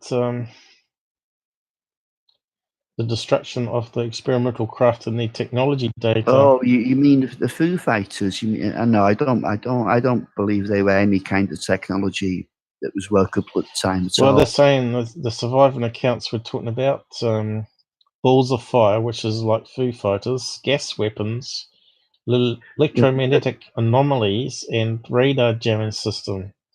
Electromagnetic anomalies, I wonder what that one means. But they weren't working, for one. They'd done absolutely no harm that we know of to a single aircraft. How would they have got into the Pacific theatre as well as the Indian Ocean? It just doesn't stack up to me that it was any kind of German weaponry at all, no matter what they were working on. And of course, the maneuvers these things are making, they couldn't possibly be remote controlled. Well, this book here is saying otherwise. Maybe you need to get the book to read it. Whether or not we accept the testimony. My mind's pretty much already made up on the Foo Fighters, to be honest. You're a hardened skeptic then. Well, believer, I should say. Hardened believer. No, not at all. No, I'm a skeptical believer. An interesting letter from the physicist Friedrich Landner speaks of an aircraft factory at Wiener Neustadt where a model was built of a vehicle with a diameter of 5 meters that made a test flight to Vienna. His wife then witnessed an elliptical-shaped object flying in the dust, which made several abrupt directional changes. She thought it might have been an enemy plane and was frightened. So that sounds like a UFO, doesn't it? Another witness saw the model of the same craft inside the plant, but had no idea. But if you have a look at some of the planes that they recover, one of them was a UFO shape, but it was actually like a plane. Yeah, but oh, you mean the American flapjack? No, there's one that's shaped like a UFO. And it has a jet engine, maybe, I think. Yeah, well, it's not going to maneuver anything like what those Foo Fighters were capable of. I'll just say German. That's where the book needs to have a picture. They need to have a picture of this particular, or at least a drawing of what people said they saw. German UFO shaped plane. I remember seeing pictures of it.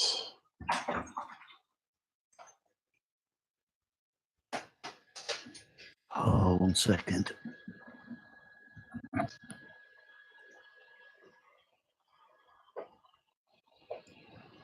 Here it is. Is that the one? There we go. Oh no, it was actually a propeller. See, that looks like what that description of. He's gone to sort his dog out again. So, what does it say? Now, these vehicles seem to have made an every increase in size because of further engineer claimed that he had seen a similar craft with a diameter of 15 meters.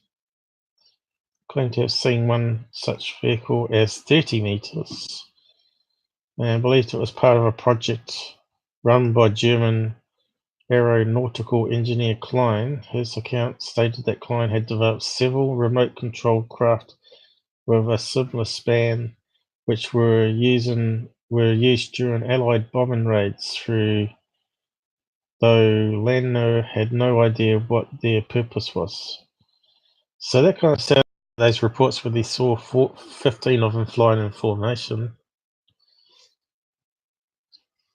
Former flying officer told the New York press during the early flying saucer wave that it was quite possible that the operation of aircraft, but to have been unable to disable them sufficiently to cause them to crash. Briscoe is probably correct when he identifies the Foo Fighters as a German secret weapon and suggests that some of the observed phenomena might represent the Google Blitz or Fireball devices. This idea that so here's a report here talking about they had remote control. Google Blitz and the Fireball devices we've already looked at, and we decided that they weren't. No, this is something different. Anyway, you were away when I read it. The same devices. One of these flying saucer planes. Okay. So they did have that's an actual photograph, I think. Oh my God! Yeah, that never was never used. What's that one there? And it's jet propulsion anyway. Oh, that was the one the secure team had on. Remember? Oh God! Yeah. Right. Okay. Look, it's got a tail. It's you can easily see how it's being mistaken for a UFO. Yeah. It's even got UFO on the tail. That's what I said. That it was a UFO plane, not an actual UFO. Yeah. But the report that we're just reading out says, I'll probably reread it again since you went here. Okay.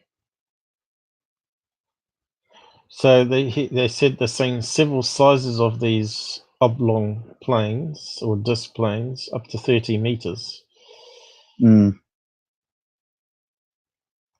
former flying officer told New York press during early flying saucer wave that it's quite possible that with the operation of aircraft, but to have unable to disable them sufficiently to cause them to crash. That wasn't the part. Where was it? His account stated that Klein had developed several remote-controlled craft with a similar span, which were used during Allied bombing raids. So that could account for maybe some, but there's no way they could get to the Pacific, could they? Or even the Indian Ocean. I don't know, but they're saying that the Germans they're just jet propelled. No, they're not using any kind of anti-magnetic type of. Saying remote controlled. How they did that, I don't know. Yeah, but it's not going to get that far. There was nothing that could have got that far. I mean, it's one thing coming across the oh, good God!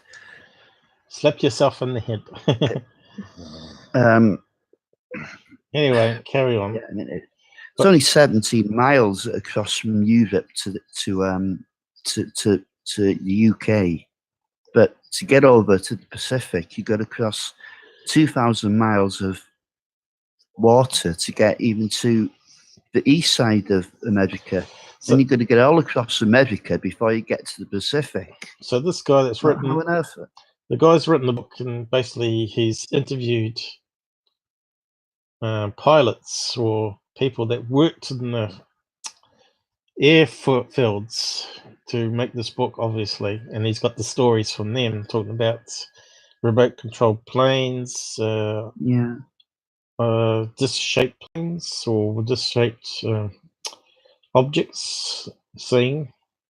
So, as he says here, did some Foo Fighters, or at least blueprints for them, survive the war? We cannot be certain, but the reluctance of successful American governments to release their data about them is at least suspicious. Perhaps Americans retrieved some of the information and used it in their own secret projects. The last word should be given to American Legion magazine, 1945, that said, "Meanwhile, the Foo Fighter mystery continues unsolved, and your guess as to what they were." So clearly they were working on that they certainly were, secret weapons and remote control weapons and radar jamming. That's pretty clear. Whether it was Foo Fighters is another thing. I mean, so I mentioned jet propulsion. Even I didn't mean jet propulsion because that wasn't around in the Second World War. It was just rotor blades then, with a maximum speed of a few hundred miles per hour. But they were working on jet propulsion before, during the end of the Second World War. But they never came into use, did they? Here's a good point. Too late for them. I did the Averill saucer episode.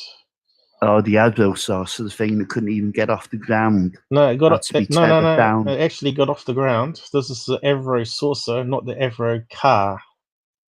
Ah, I'm sorry. I did an episode on it. It's trying to say here the link between the Nazis disc. Then suddenly in 1950s come along and Canada developed this Averill saucer, which actually flew. In the documentary, I show you photographs of it. $10 million later, did the Nazis have more success when Allies advanced into Germany?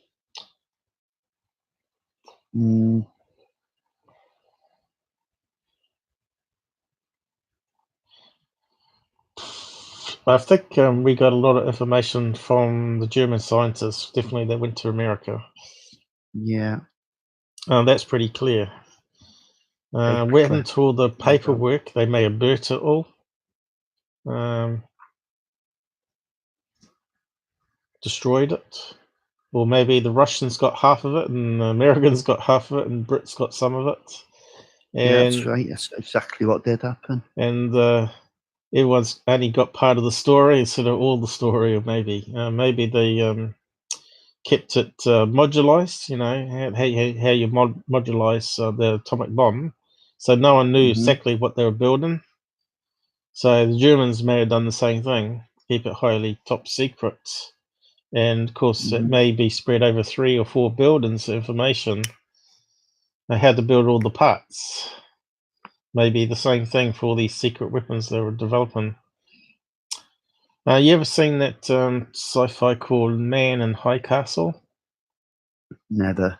It's a it's a multi-universe one, where the Germans invent a device to see into a parallel dimension, and they see that they lose the war, which is our universe. They see they lose it in our universe, and Man in High Castle was meant to be in another universe where half America gets captured by the Japanese and the other half by the Germans, and they got a border splitting America in half, pretty much. Okay.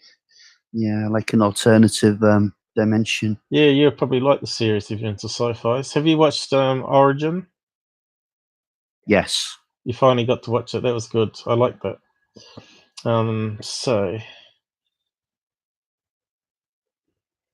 But Man in High Castle, you might like. Give it a try. Okay. But it takes you most of the first season. The last episode is where you get the clue about it being a multiverse, because you're not sure what's going on. Whether it was alternative history, where So I was thinking that the Germans somehow invented a time machine and sent some people back to get ideas of attacks and stuff, and then bring it back to Germany. So they eventually got the upper hand and took over America. That's what I thought it was, but now it's on to season whatever. It's a multi-universe, and I thought it was like a time travel thing. Well, Origin was a film, wasn't it? Origin is something different. It's this outer space one. Yeah. Has Renee watched it? Is that? Have you watched the one I watched? UFO. Yeah, you remember the one. Filmed in Australia, I think it was, Victoria. So, Beverly stated firmly that there was an unmanned device. He also made no claim that it ever flew successfully. Okay.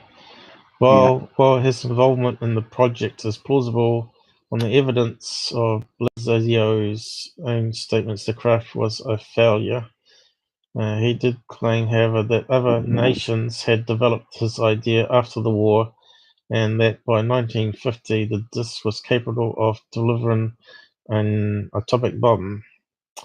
The story from whatever that is was reported in other newspapers and magazines, including blah blah blah. The last carried story and a denial by the Italian Air Force General of the existence of any flying disc program. So you don't know if people are telling fibs or not, or it's been covered up, or covered up. It's just speculation. Was the first to introduce the idea of Nazi flying discs to the public and was followed by several others. Los Angeles newspaper The Mirror, I thought that was UK, quoted Berzanio in 1950 as stating that he worked in developing German flying discs. Flying disc designs were different from the better-known ones attributed to Rudolf blah blah and Klaus blah blah. His first design is given in this October 1954 edition of blah blah. I'm not going to try and read all that out, which describes how the discs were designed to take off in the same way as an aircraft. 12 jet engines powered the disc.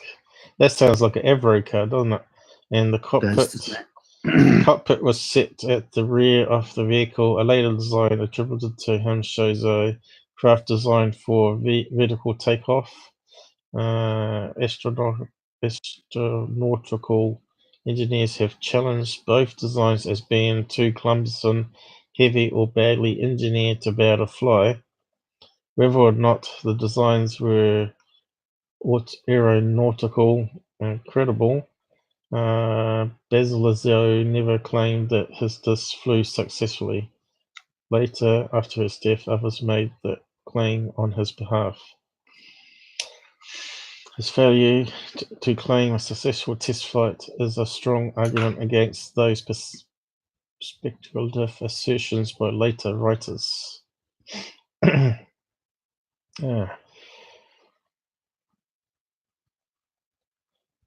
Conspiracy theories.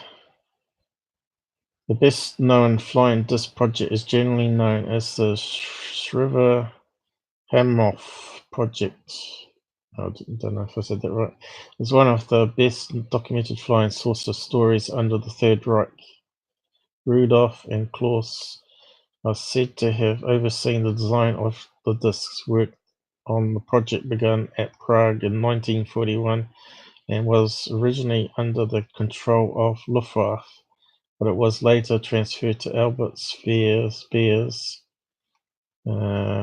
Armaments Ministry. Okay, Speer then put the engineer Georg Klein in overall charge, and in 1945 it was transferred to the SS.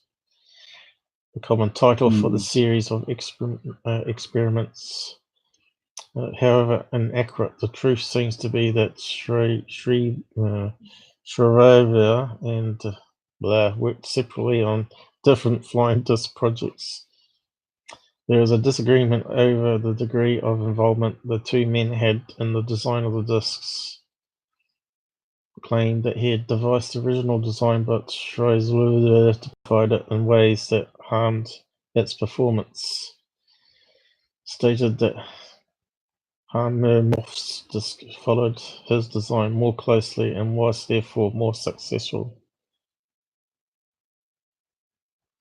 So where's the pictures of these? Seven claim to have designed a vehicle powered by circular plane of rotating turbine blades. That sounds like all those patents. Remember that I did one on patents? Yeah. Don't know if you watched it, but there was 90 UFO patents in the UFO database, and they all had this sort of circular plane rotating turbines. So this one does seem credible, and it sort of means that maybe they did get information from the Germans. BMW factory. So if you go to you probably haven't looked at it, but if you go to my channel, actually I should post that link because that's quite a good link for that book, so you can have a read of it. Okay. I'm not sure how many sample pages we get, but it does go on a bit. Buy ebook for $3. I don't understand why they got to buy when they got you can read most of it online. Well, it looks like it's getting to the end here anyway. They give you so many chapters, don't they, normally? Yeah, that's right. So just post it down the side here. It's not the type of book I'd buy. It's just too much speculation and contradiction, and I just wonder why they got these ideas from, from flying discs as well. It does make you wonder if they recovered something. Was it not at down? some stage? What's happened? Too long. Why is it too long?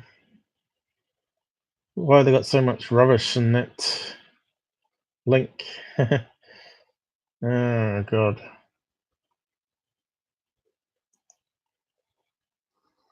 Maybe we can shorten it.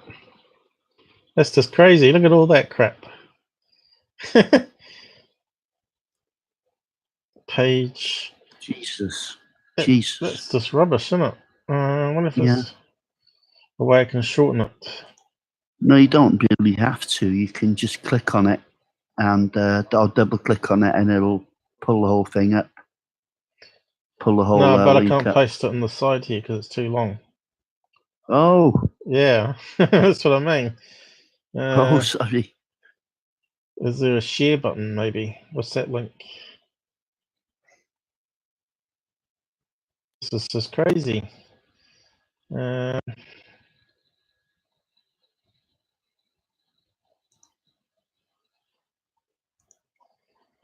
Can't see how you can share it.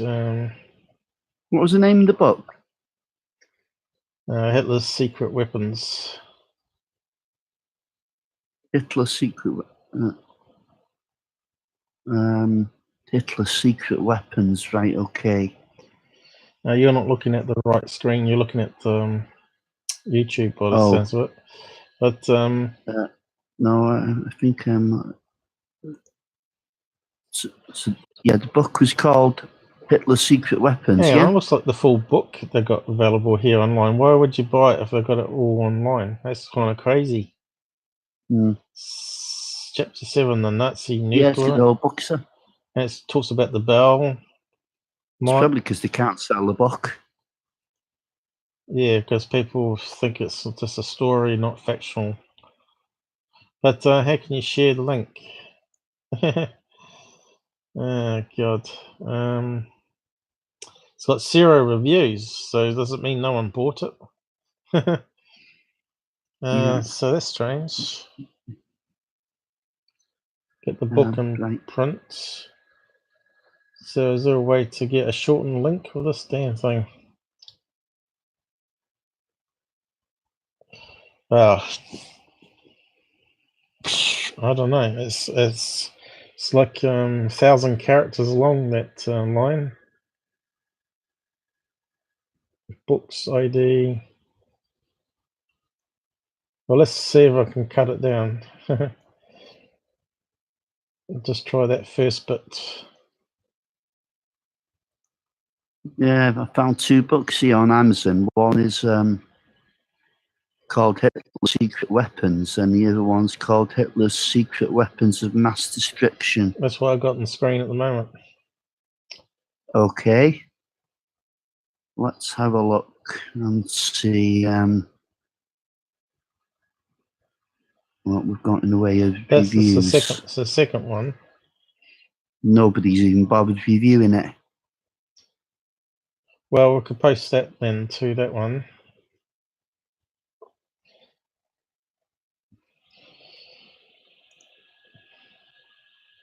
Let's see if I can post it now.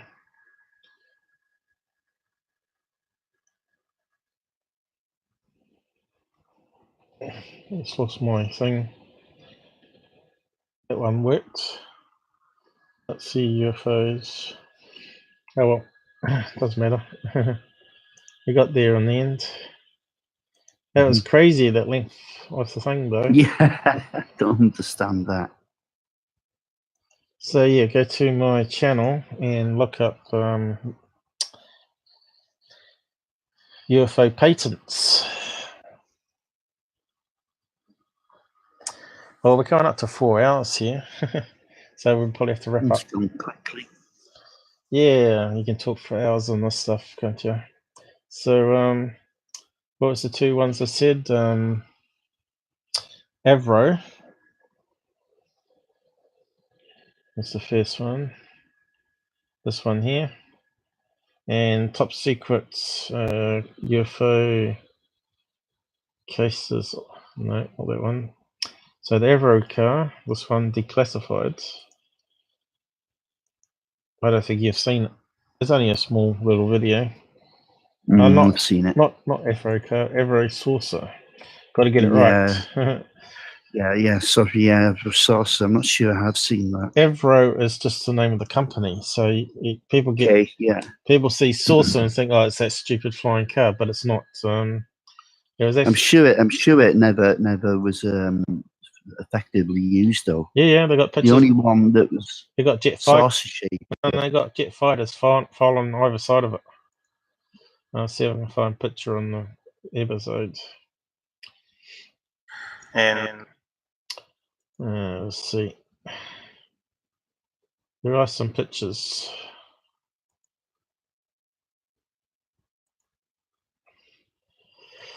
Pretty sure there was. So it's only 4 minutes long. So that was the design of it. But you can see it's got an inlet here of a jet engine, and has 2 outlets that pushes it along, plus one that sort of blows downwards. Yeah, hovercraft technology. But that's the Avro car. Not to be, that was a silly thing. That was almost like a hovercraft, but it wasn't that one. No, that's the Avro car. Yeah, that's the Avro car as well. Yeah, it's not that one. That's the emanation of it. Wasn't that one? That's White Sands missile base again. Oh yeah, that was some claim to be a testing of it, maybe.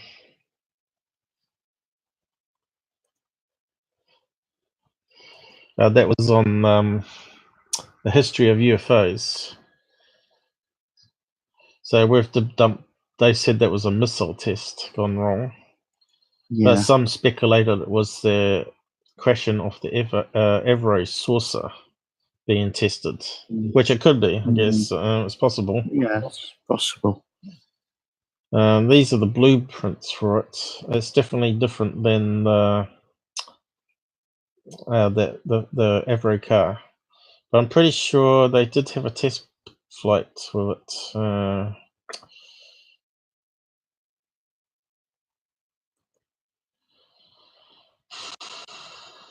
I'm not sure if I put it into the episode.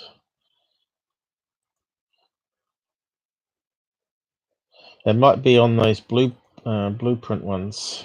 Yeah, maybe I didn't have it, but there was something really similar to this design anyway on the other video that I made, and I did find a real photograph of them following it in jet. So that was called Patents. I'll just see if I can find it.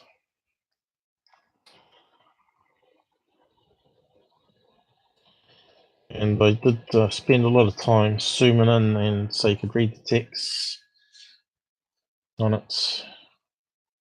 This one here, Americans Rule Declassified UFO Patents, episode 9, so it's pretty old. Oh, it's an old one. So that's quite long, 22 minutes. Dad reckons I should have added some background music to it because it's quite long and I don't talk throughout it. I just bring up the designs. But it was one of my early videos, so yeah, I just got better from there onwards, sort of thing. UFO patents.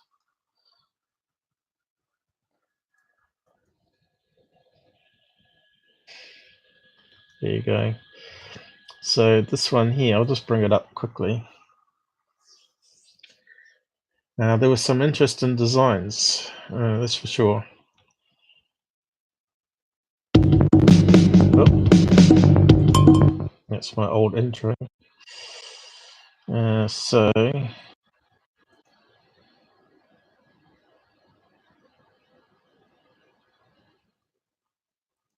going to be covering US UFO. That's my old mic as well. Sounds pretty bad. So yeah, all these PDFs that I zoomed in on the drones. You probably have to watch it on 720. But I do talk sometimes about what we're seeing. But you can see these are all American patents, and they look very much like these. How about that? That looks like a real photo of one of these UFOs being built. But it could be an airship, of course. But so, as you know, patents are not step-by-step diagrams how to build them, but you see they're using multiple jet engines. Yeah. And they have the saucer shape. So here's one there with the cockpit in the middle. And a side cutout showing the inlets. That's the Avro car. We've seen that one. Avro car going. Yeah.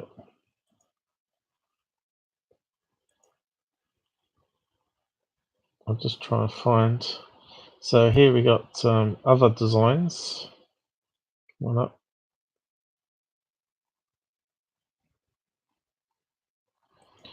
But here's a classic photograph you've probably seen. A real photograph. Yeah. Of one of these that they've actually built. And this actually flew. There's a picture of it flying. I don't know if I've got it here or not. And you can see jets following it behind.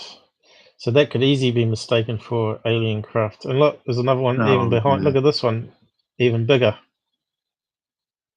Yeah. Which sounds very much like what the German was saying in that thing I was reading out before. They said they had various sized discs that they were working on from 5 meters to 15 to 30. So would that be 30 meters? Maybe even bigger. So you can see they're all posing. I don't think those any of those things that the Germans were working on actually seen combat. No, they never saw combat, I don't think. I think they're still prototype stage and they got overrun. Yeah, that's right. Yeah, it was all too late. Yeah, this is all German technology they got here, experimenting with it, obviously. What's happening there? There's quite a lot of designs. I'm just sort of skipping. There's one they talk about, airport passenger jet one. So that's a real flying, what do you call it, jetpack. Yeah. But obviously it had limited range.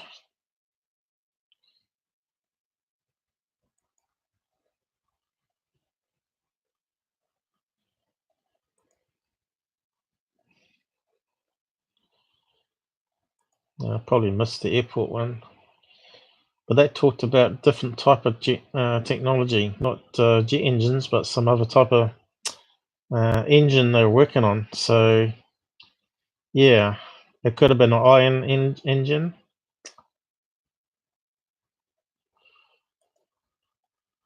You'd have to slowly play it and then pause it and have a look. And then we got the Delta planes that they started stealth working on. Where was the one about the airport? Some of the designs are really crackpotty. Look at this one here. Oh dear. Another flying platform. Looks like a drone, upscaled drone. Yeah. And what are you going to use it for? It's a fun thing, isn't it? Surveillance. Possibly. Like go up in the air, see where the battle lines are. Just trying to find the bit about the airport. It's got pictures of passenger jets. I don't know where it was now. Only got thumbnails to go by.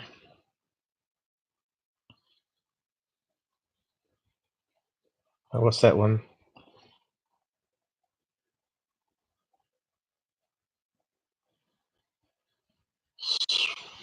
Yeah. So that one's strange looking. That's a big jet engine. Obviously it flew. How long for? I don't know. Looks very dangerous though. It certainly does that.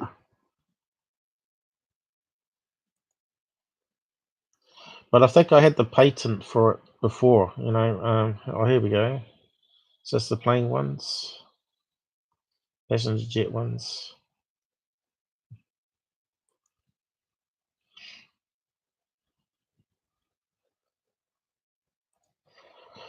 So why would they spend all the time making patents for these designs? Lots of them, UFO shaped. There's one there. See if I can rotate it around.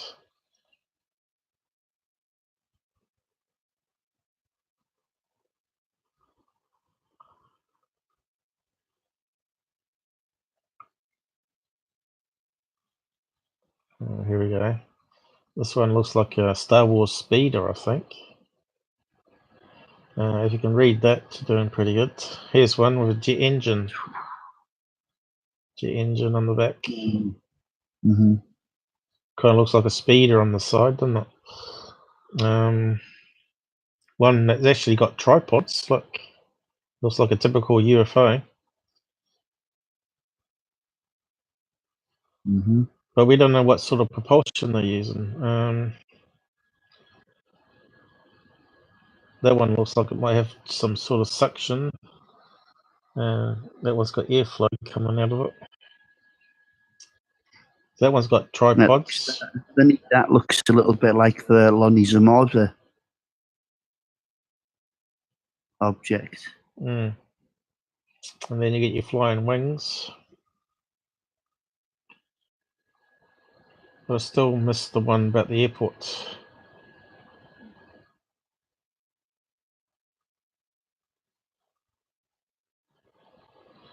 But a lot of them look like UFOs. See, that one looks like a UFO. Yeah.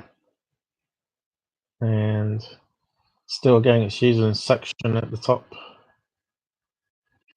which I suspect would be very noisy. Oh, yeah. It's got to be a. No one looks like a UFO. That so looks like a UFO. Even got a bit on the top.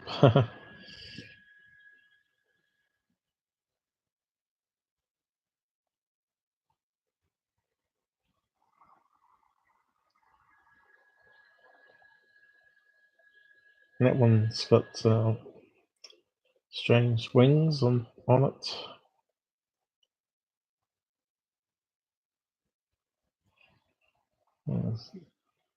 So they're not someone's idea that's painted it. So they must have been trying to build them.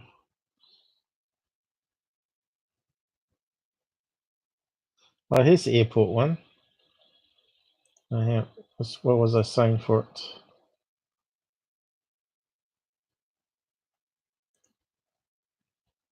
Oh, maybe it's coming up. Can't hear. All right, that's where I should have had some music, so you at least know it's still playing. Also amazing. Looks like a big UFO that can carry many people.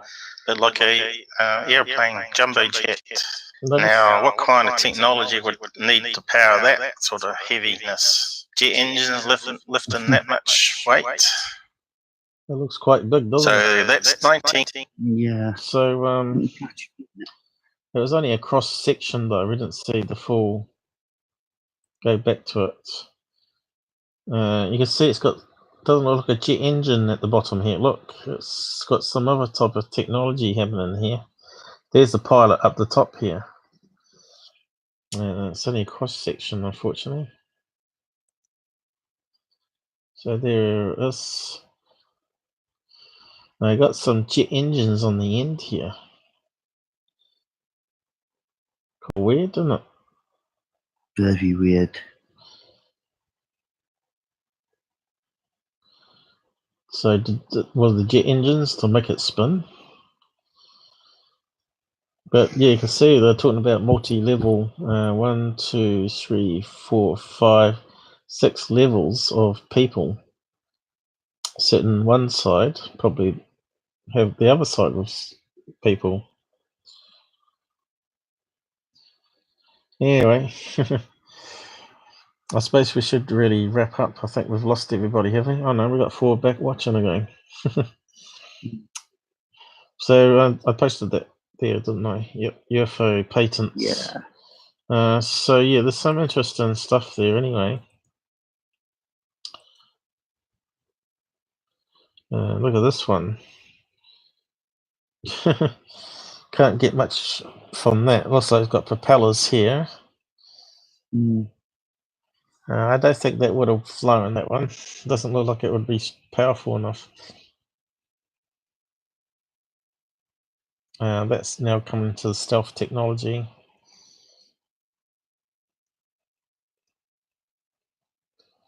And then we got the flying cars.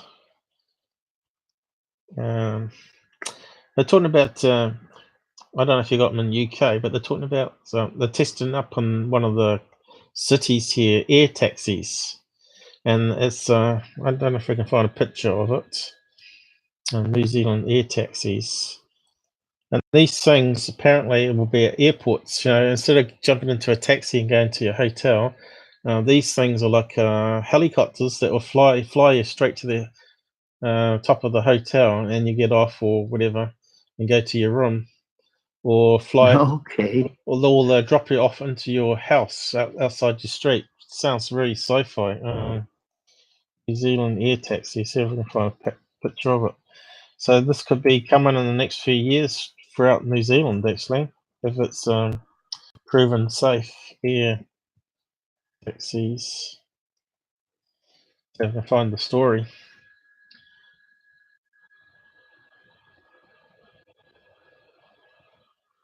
Here we go. Air New Zealand partners with Cepha Airworks to bring air taxis. So October 16th, so it's this year. Yeah, it's a recent article, yeah. I think I clicked on it.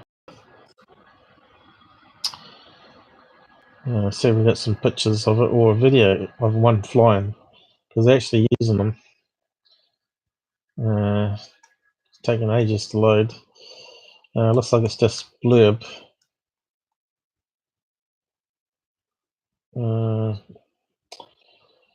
Let's see if we can find some images of it.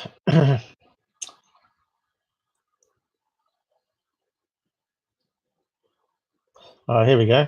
This is what it looks like. I think that's it. Air taxi, self-piloted flying taxi trial in New Zealand, and it's got like separate blades. Like it's got helicopter blades that turn around. Yeah. So vertical takeoff. They got 6 on each wing, so we got 12 propellers. It fits only one person or pilot, I guess, but they're saying it's self-piloted, so 2 people can get in there with a suitcase and fly you straight to your hotel. Now, on the news, they actually had a video of it working. Now, these look like they're just concept drawings. Let's see.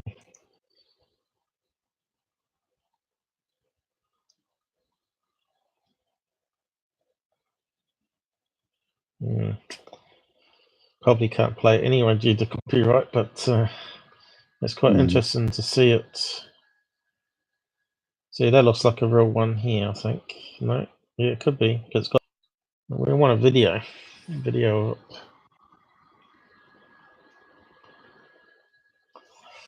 But to me, I'd want like a parachute system. Maybe it has got a parachute system.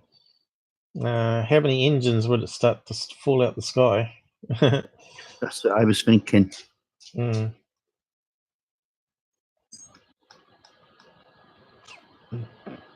had some on the airport itself.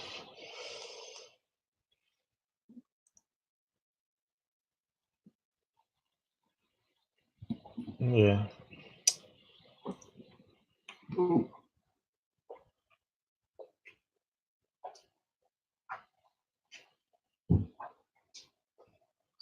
That one could be a video.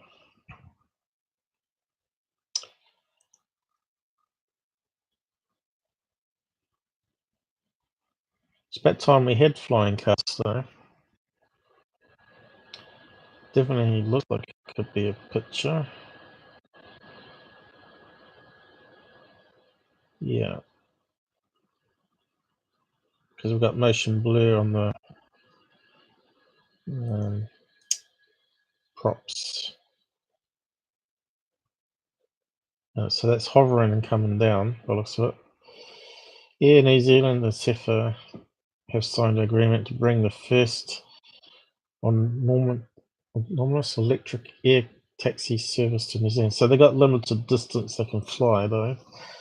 Agreement between national carrier and autonomous air taxi operator Cora signals the intention to form a long-term relationship to make electric air travel a reality for all New Zealanders. Air taxis produce no emissions and are self-piloted through software.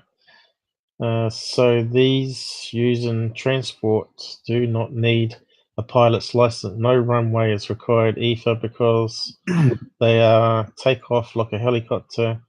The current model has a range of about 100 kilometers.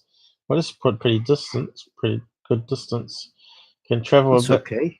Can travel. A taxi, yeah, travel 150 miles per hour, which is pretty good. So it's a bit faster than a car, kilometers per hour. I mean. Air New Zealand chief said the airline was committed to embracing new technologies that make life easier. Both companies see the potential for our airspace to free people from the constraints of traffic and associated social, economic, and environmental impacts. So they said it's basically it lands and charges up. It's all electric, so it must have some decent batteries in it then, and it's all self-piloted by software. So yeah, might start see those flying around the skies here. I have to get myself that Starlight IP camera ready to be able to film them flying around the sky here. So as usual, they always try New Zealand. They always test something out in New Zealand. A lot of companies like Sony bring out a new cutting edge technology, and they always release it out in the New Zealand market to see how well it sells and how people adapt to it before they roll it out into other countries. It's always like we're like the test bed. So flying cars. So yeah, I suppose you didn't actually hear about this on your TV news over there then? No. So it's got 100 kilometers range, which is pretty damn good, I think. But you get how long does it take to charge though before the next one? So they might need a few of them. You know what I mean? I'd have to. I'd have said so. Yeah. So imagine if you know how everyone's going on about Trump is to blame for global warming at the moment. What if he brings in next year to have flying taxis to do away with all those cars in California? Did you know that they don't have public transport in California? They don't. They don't. They have no trains. Oh. They have no buses? No public buses, from what I understand. It's not like New York where you got buses and taxis. That's what Darren Brown said on the recent Joe Rogan show. I thought surely not. They must have. And Joe Rogan says, yeah, it's crazy. You fly in by helicopter and you see this massive highway that's like 10 lanes across, and all the cars are bumper to bumper, and they're stuck there for hours in California. Sure. So that's what Joe said on the show. You can have a listen to what they said. It's called Joe. Didn't I share that one with you? I might have given it to Earl Grey instead. If you go to his thing and Darren Brown, they talk about it. It's quite interesting.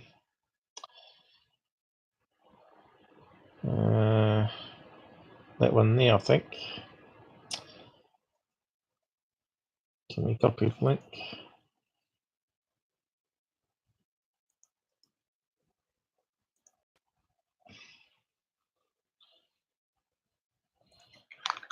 Have a watch of that one sometime. It's quite interesting. He was talking about how he hypnotizes people, and he just he thought he prepped someone already because he recognized them, and he was wrong, and he clicked his fingers and they went straight under, because he said some people are so suggestible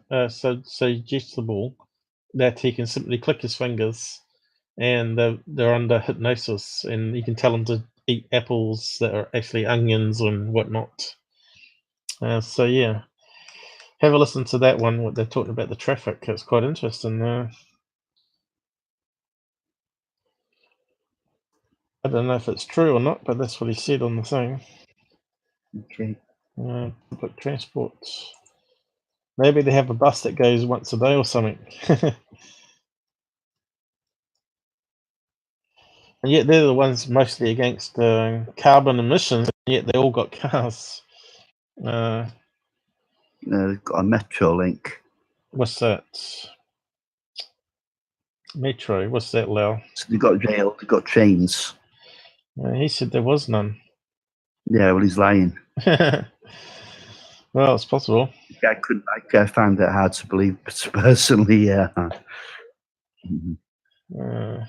Does LA have public transportation, bus service, metro, public buses and trains? Los Angeles, has the second largest public transportation. So it's totally different to what he said. I probably can't play the clip. No. Well, yeah, I thought it was a bit iffy when I heard it too, but I thought maybe no one uses it. We also have a subway system that can take you from downtown Los Angeles to Hollywood in 15 minutes. Well, he obviously missed that one because he didn't see it from air, from helicopter.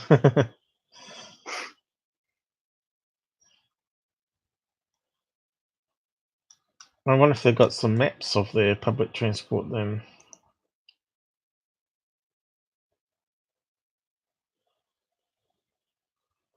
Well, looks like California, and buses and trams. Well, I know they had trams because they got it in San Francisco, haven't they? Well, here's the maps here. Right. I know they got school buses, so they wouldn't need public transport for kids. Yeah, that's just crazy. Where he would say there's no public transport.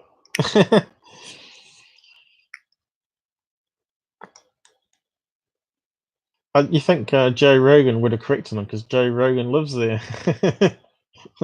Yeah, well, maybe I can't pull a wool over someone's eyes there. Yeah, maybe I misunderstood what they were saying. Maybe Yeah, I don't know. Yeah, possibly. Anyway, that was New Zealand taxis. Oh, here's some pictures of it. Is it? No, that looks like. Oh no, that's it. It's got a big propeller on the back and all the other ones, so it can actually land like a normal plane, but it's all robot controlled. Okay. Or it can land vertically as well. That's definitely a picture of one landing. Let's see. Google co-founder Larry, company known as Kitty Hawk run by, will help start Google's autonomous car unit as the director. So it's part of Google then.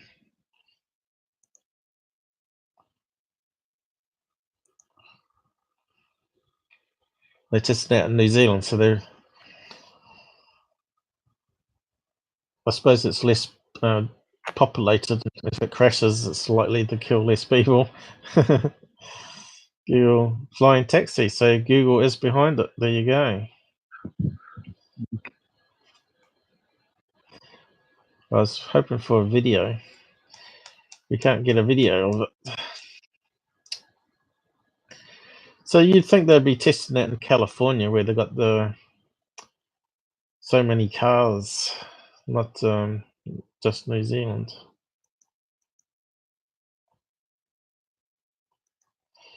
I suppose they'd be mistaken for UFOs, especially if they're vertical takeoff as well.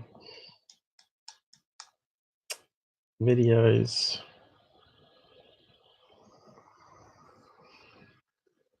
Oh, here we go. Is that no? That's not a video. Well, it has to be because I did the video tab. Stuffco.New Zealand. I wonder if I can risk playing it. It's got a play button.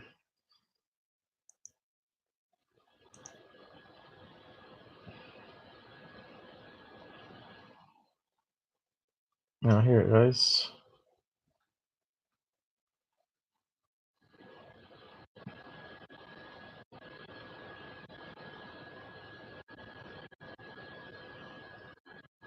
It's got a share button. Not the fastest video processing anyway. No. Air Taxi Cora. But it doesn't mention Google there at all, does it? Play now.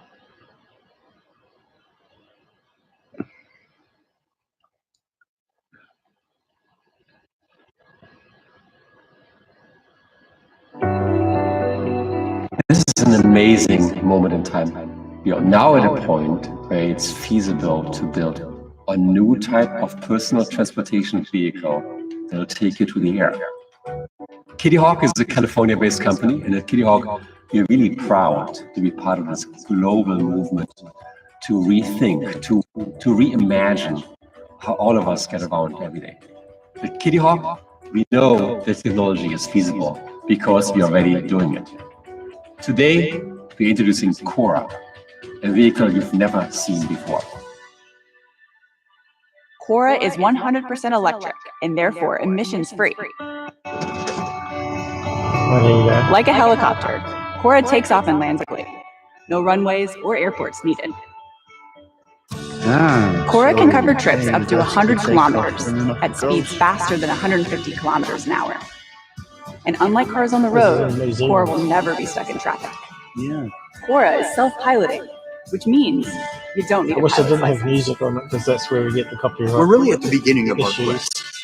It's one thing to design and rigorously test an aircraft, but it's another thing to make it useful to society.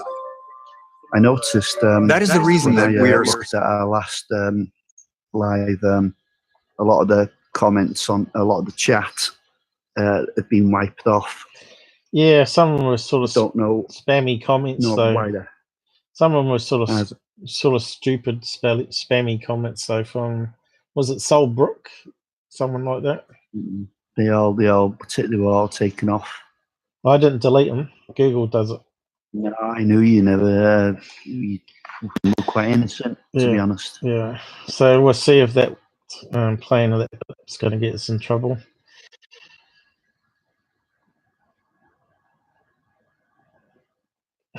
So You wrapping up soon, Paul? I've got to shut off. yeah, I'm going to wrap up now. Actually, Okay. Oh.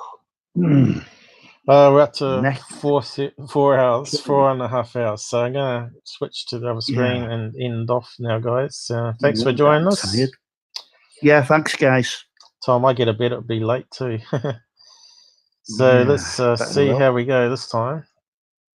I think we went pretty good, so maybe I fixed that problem. Yeah, I hope so. Hope it runs like that in the future. It'd be great.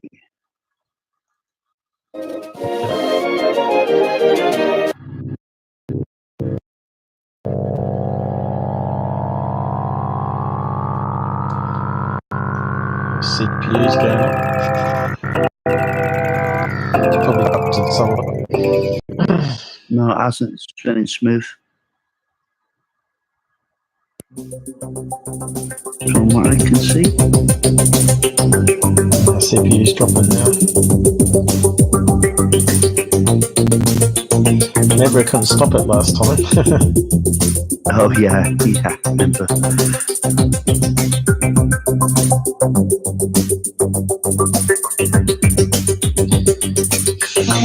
Oh.